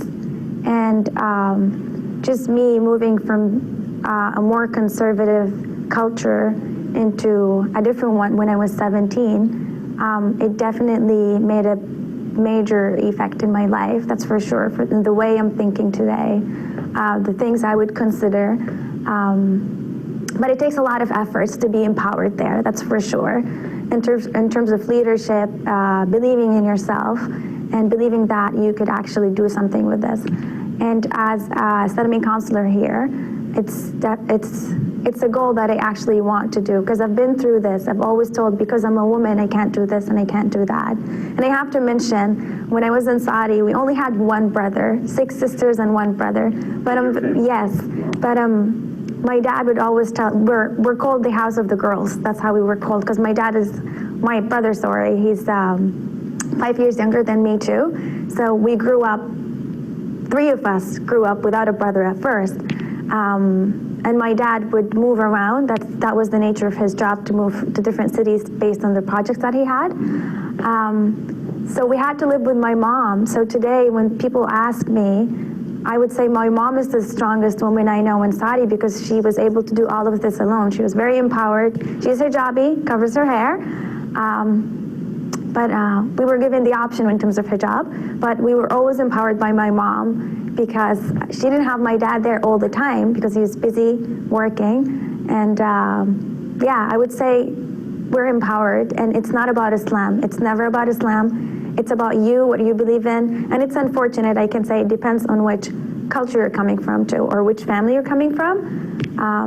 Back to what I want to do, and what my goal is to empower those newcomers here and make sure that they believe in themselves and learn the life skills they need to be something in the future.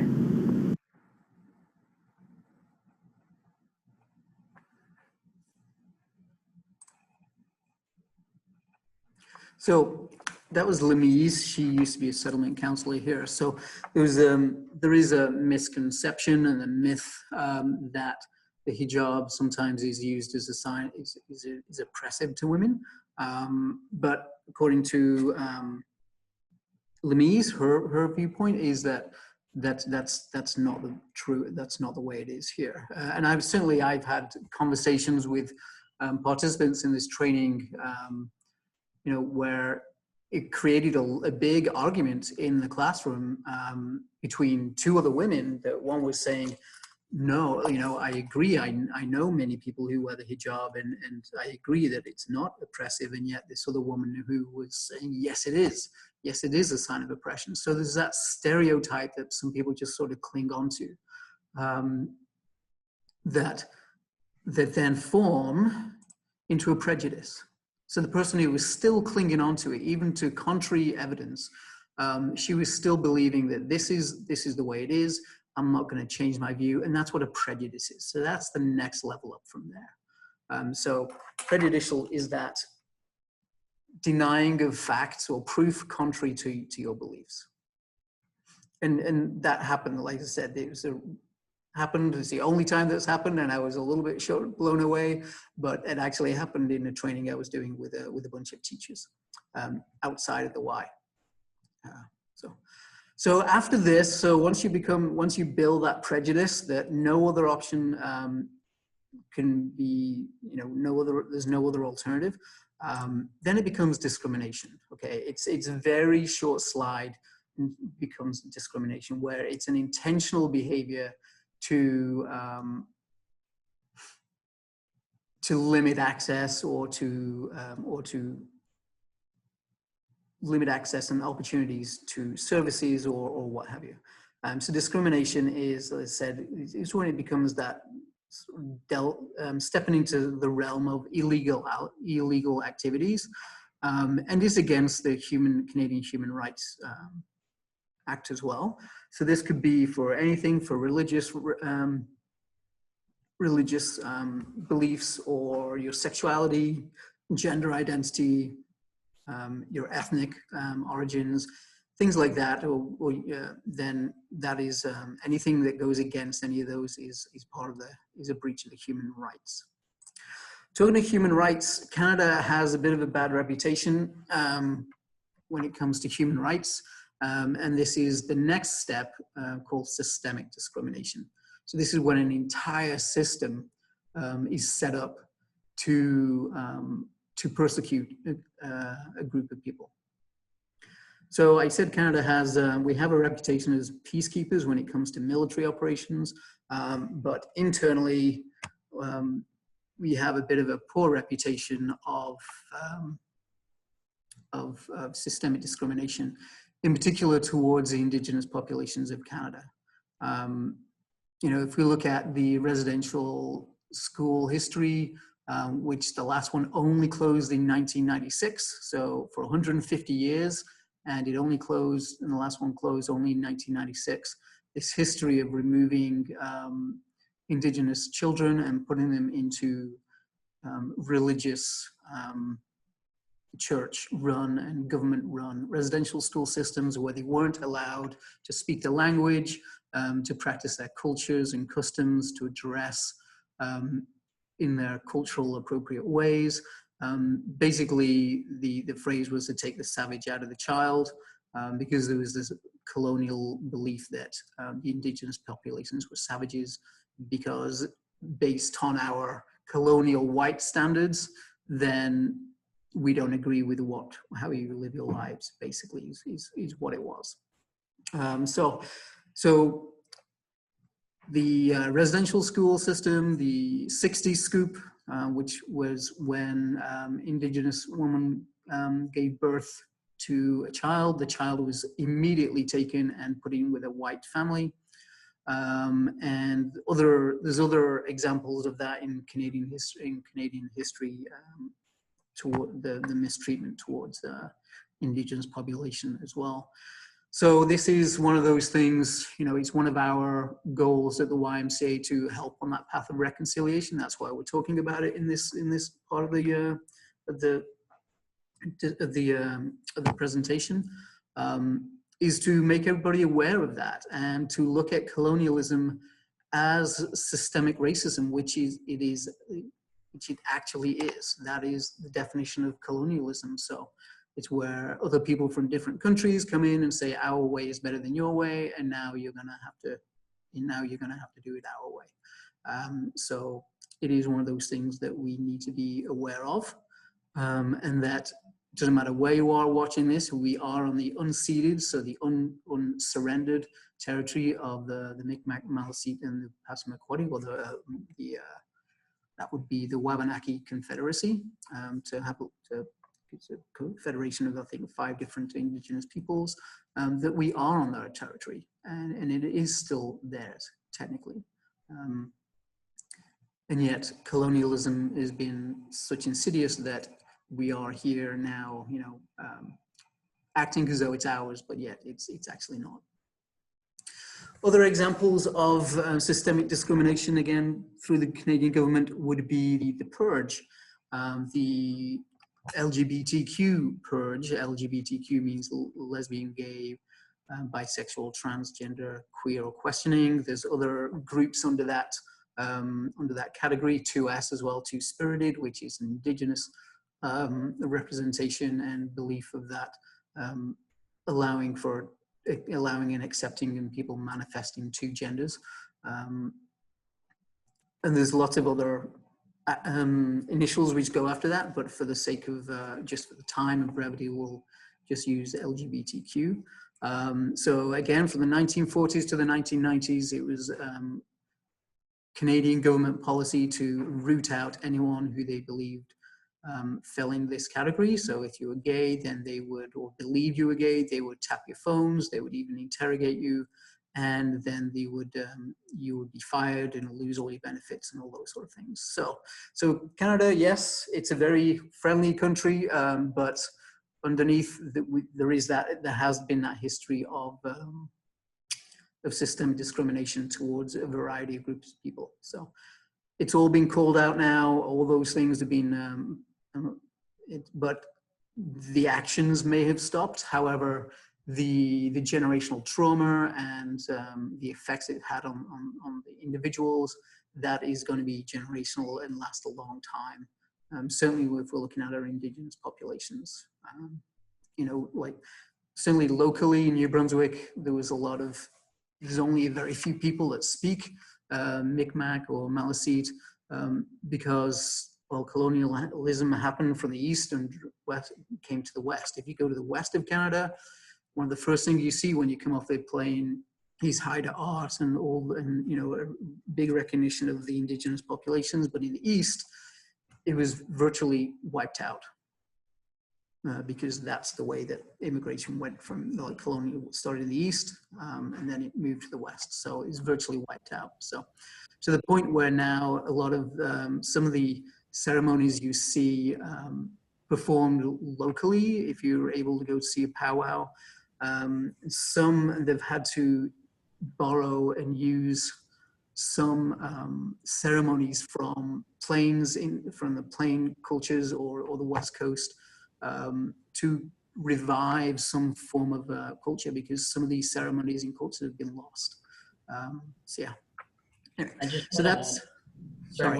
One more thing. Psychologically, we well, it's proven psychologically that we carry our traumas for 2 generations. So I could be, or any one of us could be carrying our grandparents' trauma until it is triggered by an incident. Mm-hmm. So sometimes you come across things and you question, well, why did I feel this way? I mean, I don't know why. I saw this thing and it has nothing to do with me. And so you technically carry on with your DNA the traumas that your grandparents have it, and so will you give to your children and grandchildren. It does sometimes, funny enough, misses a generation, so in and out, but sometimes to the next until it's 2 generations dealt with, and then it goes away. Yeah, thank you, Giscard. Yeah, that's the good definition of generational trauma, so thank you. I just noticed that some people say that the video is still running. Is that still happening?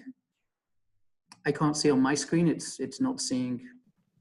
No, Chris, it's done on mine now, but the videos and the presentation does lag quite a bit when you're going through it. It's happened throughout the presentation, but I think that's just part of the system running.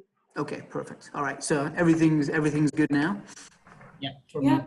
Okay, perfect. Thank you. There's a little gray extra on the screen, though. I'm not sure if this is your chat box.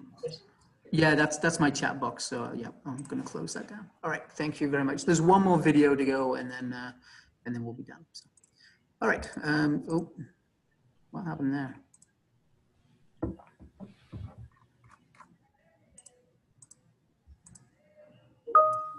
don't know what happened there. All right. So, so for those of you who don't work with immigrants, newcomers, then let's just look at the journey of a refugee. So sometimes you'll see here Canada feels like a bit of a prison, and once I've explained this, then you may understand it. So so if something happens in the country there, you know, whether it's war or any form of persecution, then typically they will immigrants will move to another country to escape that. And typically it's a neighboring country, because typically the culture is very familiar to them. You know, there may be some slight differences, but for the most part, the language will be very similar and the communication styles will be very similar. So it's relatively, so mentally and culturally, it's easier for people to integrate into a familiar country and to a familiar culture. So that's where they would go. However, in a lot of these situations, for example, say someone from Syria ended up in Lebanon, for example, then in Lebanon, they may not actually have any legal status, or if they do, it's going to be very limited as to what they're allowed to do. They may not even be allowed to work. So they've got to, hold on.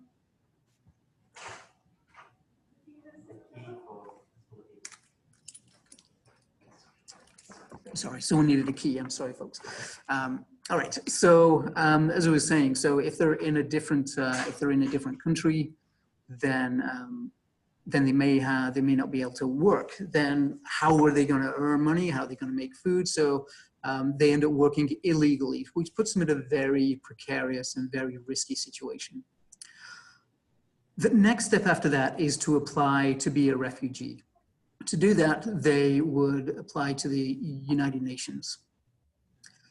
And which sounds wonderful. However, once they register as a refugee, they do not have a say on which country they go to.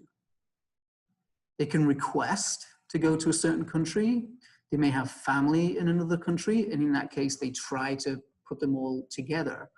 But they do not actually choose which country they go to. And there are some newcomers that we work with here who do not want to be in Canada at all.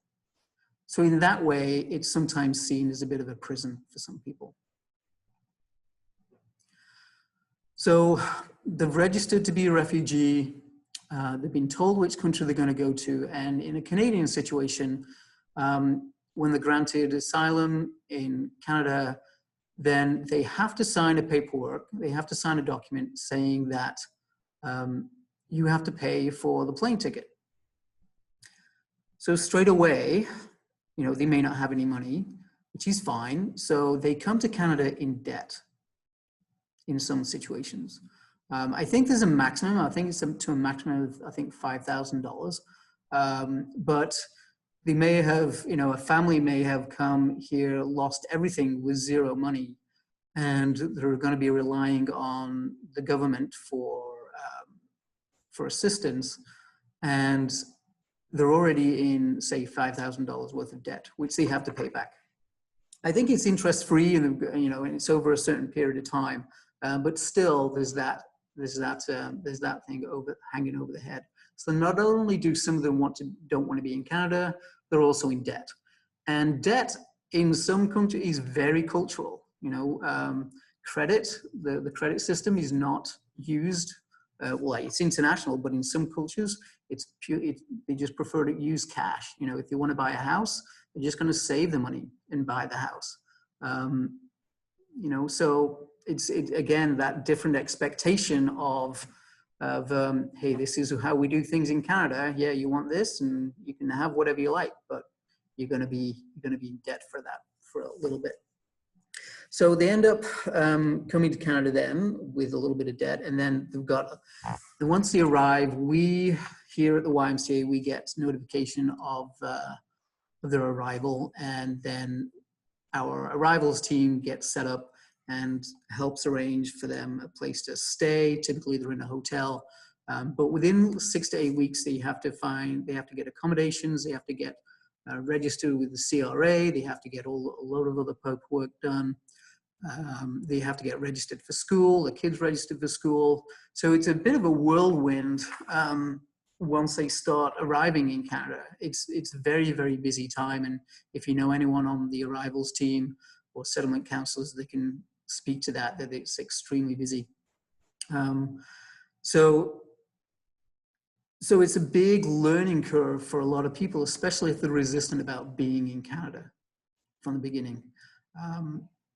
So for a lot of people, especially if they're coming from, say, a persecuted background, then throw in some form of mental health, PTSD, depression, anxiety, or whatever other thing that's going on, it becomes a little bit harder as well. So many people, when they coming from a refugee-affected background, and I'm using that term specifically, refugee-affected background, because the moment they arrive in Canada, they are no longer a refugee.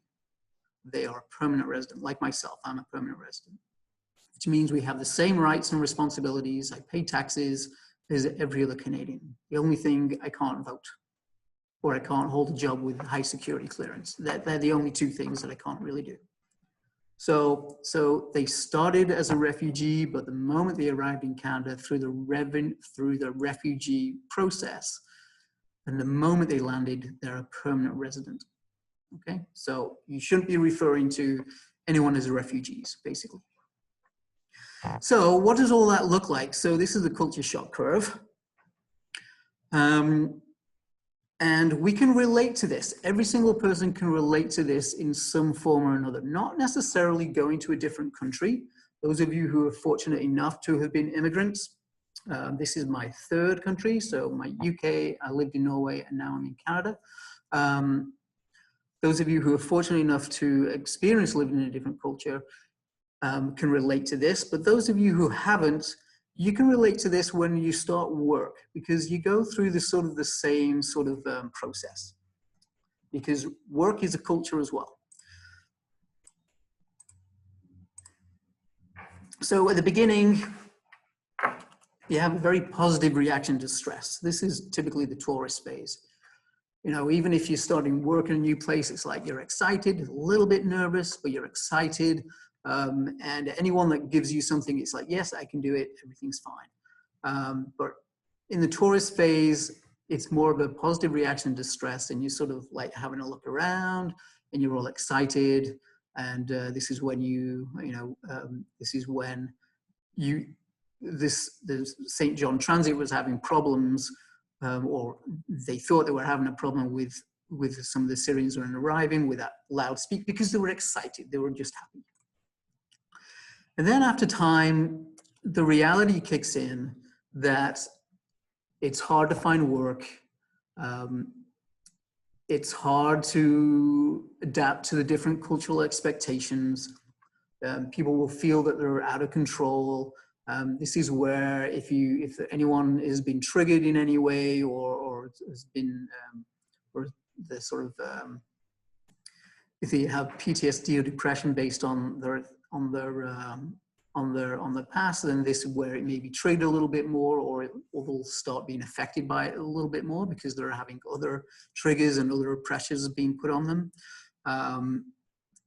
So this is a very hard time for a lot of people. And in a work situation, this will be that place where, oh, okay, now the reality kicks in as to how difficult it is. Typically, you know, in a work situation, maybe about 4 or 5 weeks in. Then over time, it takes a little bit of time for people to adjust and start solving and problem solving situations a little bit. Whether able to understand a little bit about the culture, and then beginning to appreciate the differences, and sort of looking at how they can sort of work their way through any issues that arise.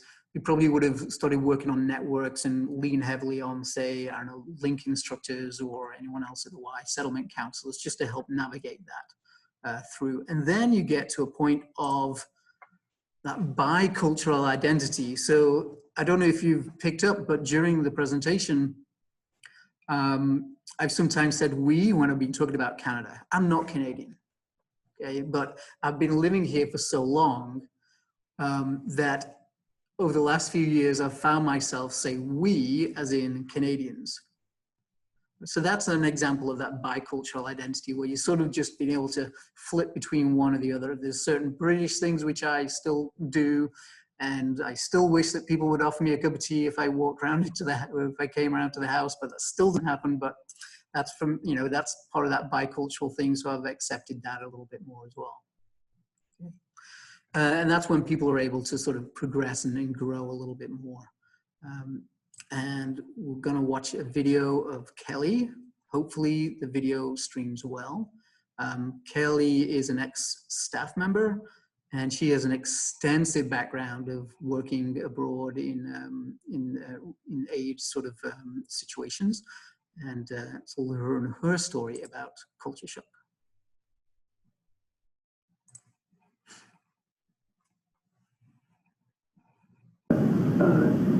You came to Africa as an educated person, as an adult. I think you were married with family, right? So you had lots of life experience.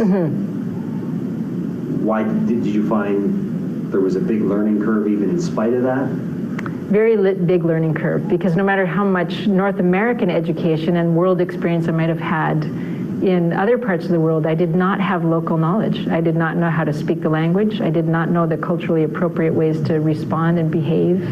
And it takes time to pick up those cues. And I had to be willing to be humble and to be a learner and to be willing to look foolish until I began to realize some of the nuanced ways that I could interact and be culturally appropriate.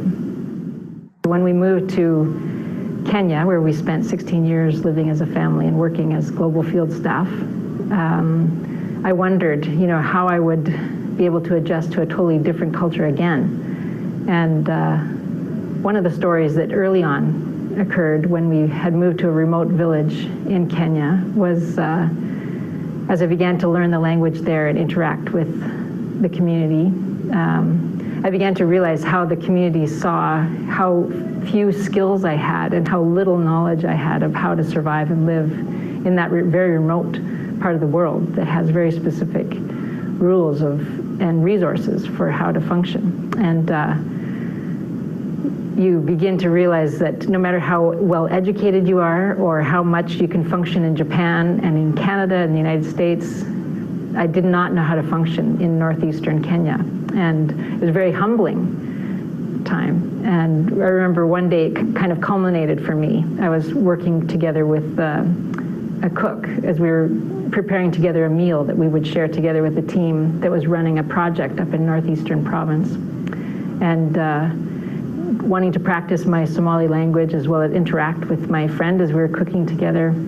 We were sitting on the sand and cooking over a charcoal brazier that I did not know how to properly cook a meal over, so I really needed her help and assistance.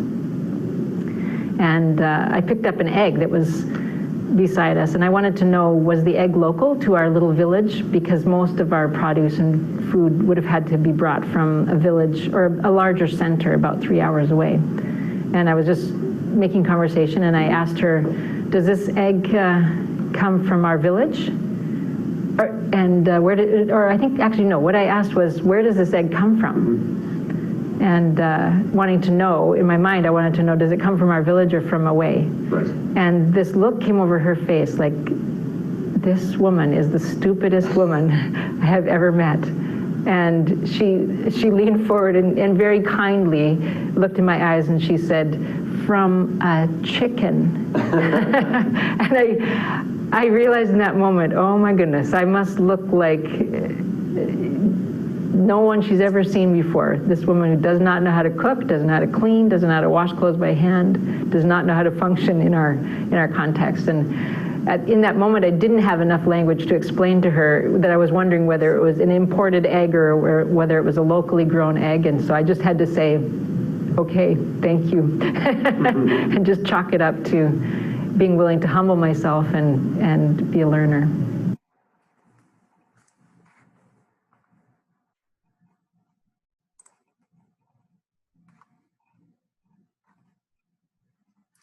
So that was Kelly's story of the egg and the chicken that from her experience in northeastern Kenya. So even for her, you know, someone who's lived, she says, 16 years in a variety of countries around the world, it's always that shifting to a new culture that she struggled with, and she openly said she didn't know how to cook with an open fire, she didn't know how to wash clothes in that context. So, you know, and so that puts you in that learner mindset where you have to sort of put away your preconceived ideas of what needs to happen and what should be happening, and just deal with what is happening at that particular moment in time. So again, it's that looking at if a learner, if an immigrant, a newcomer, whatever you want to refer to someone as, is saying one thing, it's because they're trying to understand, they're just trying to, or acting in a different way, they're trying to they're going to default to their cultural norm because that's what's comfortable, that's what's familiar with them. But then at the same time, they're also trying to learn and understand, and we have to show that patience and ask those really good questions as to what is happening, as to why someone is acting in a certain way. Okay, so this is the last slide. So who adapts to who? So when an immigrant comes over, you know, it's, as you can see from this pie chart, 80% of the responsibility lies on the newcomer.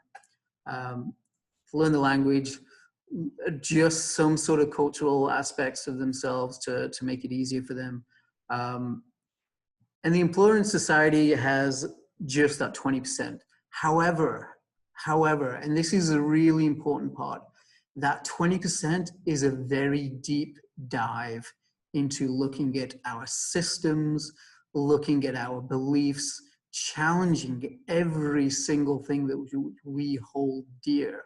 So this 20% doesn't sound much compared to what the newcomer has to come through, but it is, for businesses especially, it is a very deep dive into all their policies and procedures, and then to train and to challenge people's thought patterns and processes, to challenge those biases, to challenge that status quo bias. This is the way we've always done it, which is old and outdated, and is the cause of many problems which businesses are facing, because they want to act and carry on the way they've always done, but in order to be successful and hire newcomers, which they're going to have to, because there's a higher population of newcomers at some point. There'll be newcomers in most businesses if they're not already in the city. They have to learn how to adapt and to work within that new mindset. So that 20% doesn't sound a lot on the surface, but it is a very, very, very deep dive that we all have to do and really start challenging our biases and perceptions. Any comments on that?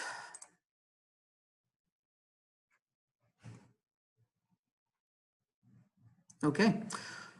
So we are done, so that's good. So thank you very much for listening. If anyone has any questions, feel free to put it in the chat or email me. My email address and my phone number is right there on the bottom left of the corner.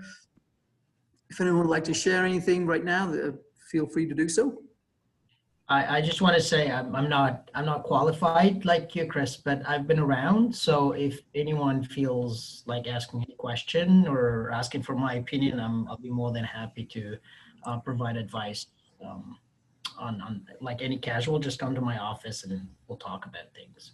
Because I did face kind of an issue with one of my classes, one of the teachers and a student, and I spoke to both ends, and I had to clarify that it was all a cultural misunderstanding, where the teacher was offended of a certain behavior and the student was offended by, they were offended by each other's behaviors, when both of them, it was a matter really of culture, where they perceived a certain incident or a certain scenario wrong or differently, you know. So so I did clarify it, and things are, you know, we're out in the open and it's all clear and it's all, you know, safely done. So just, I'm here too. Thanks, Giscard. I certainly, I know you and I talked about that specific situation, and then you pulled me in and I spoke to your staff about those sort of situations. But really, you know, with any cultural thing like that, it's just about get yourself out of your own head and just ask those questions. Okay, what's your understanding? What's it like in your country? And so you can sort of start to position yourself from the way that they're looking at it. Be curious, be respectful, but be curious.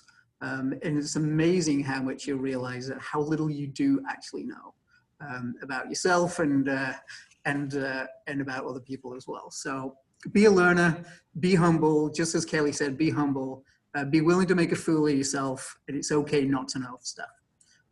So thank you for listening, everybody, and no other questions. You're welcome, everybody. It's been a pleasure meeting you virtually.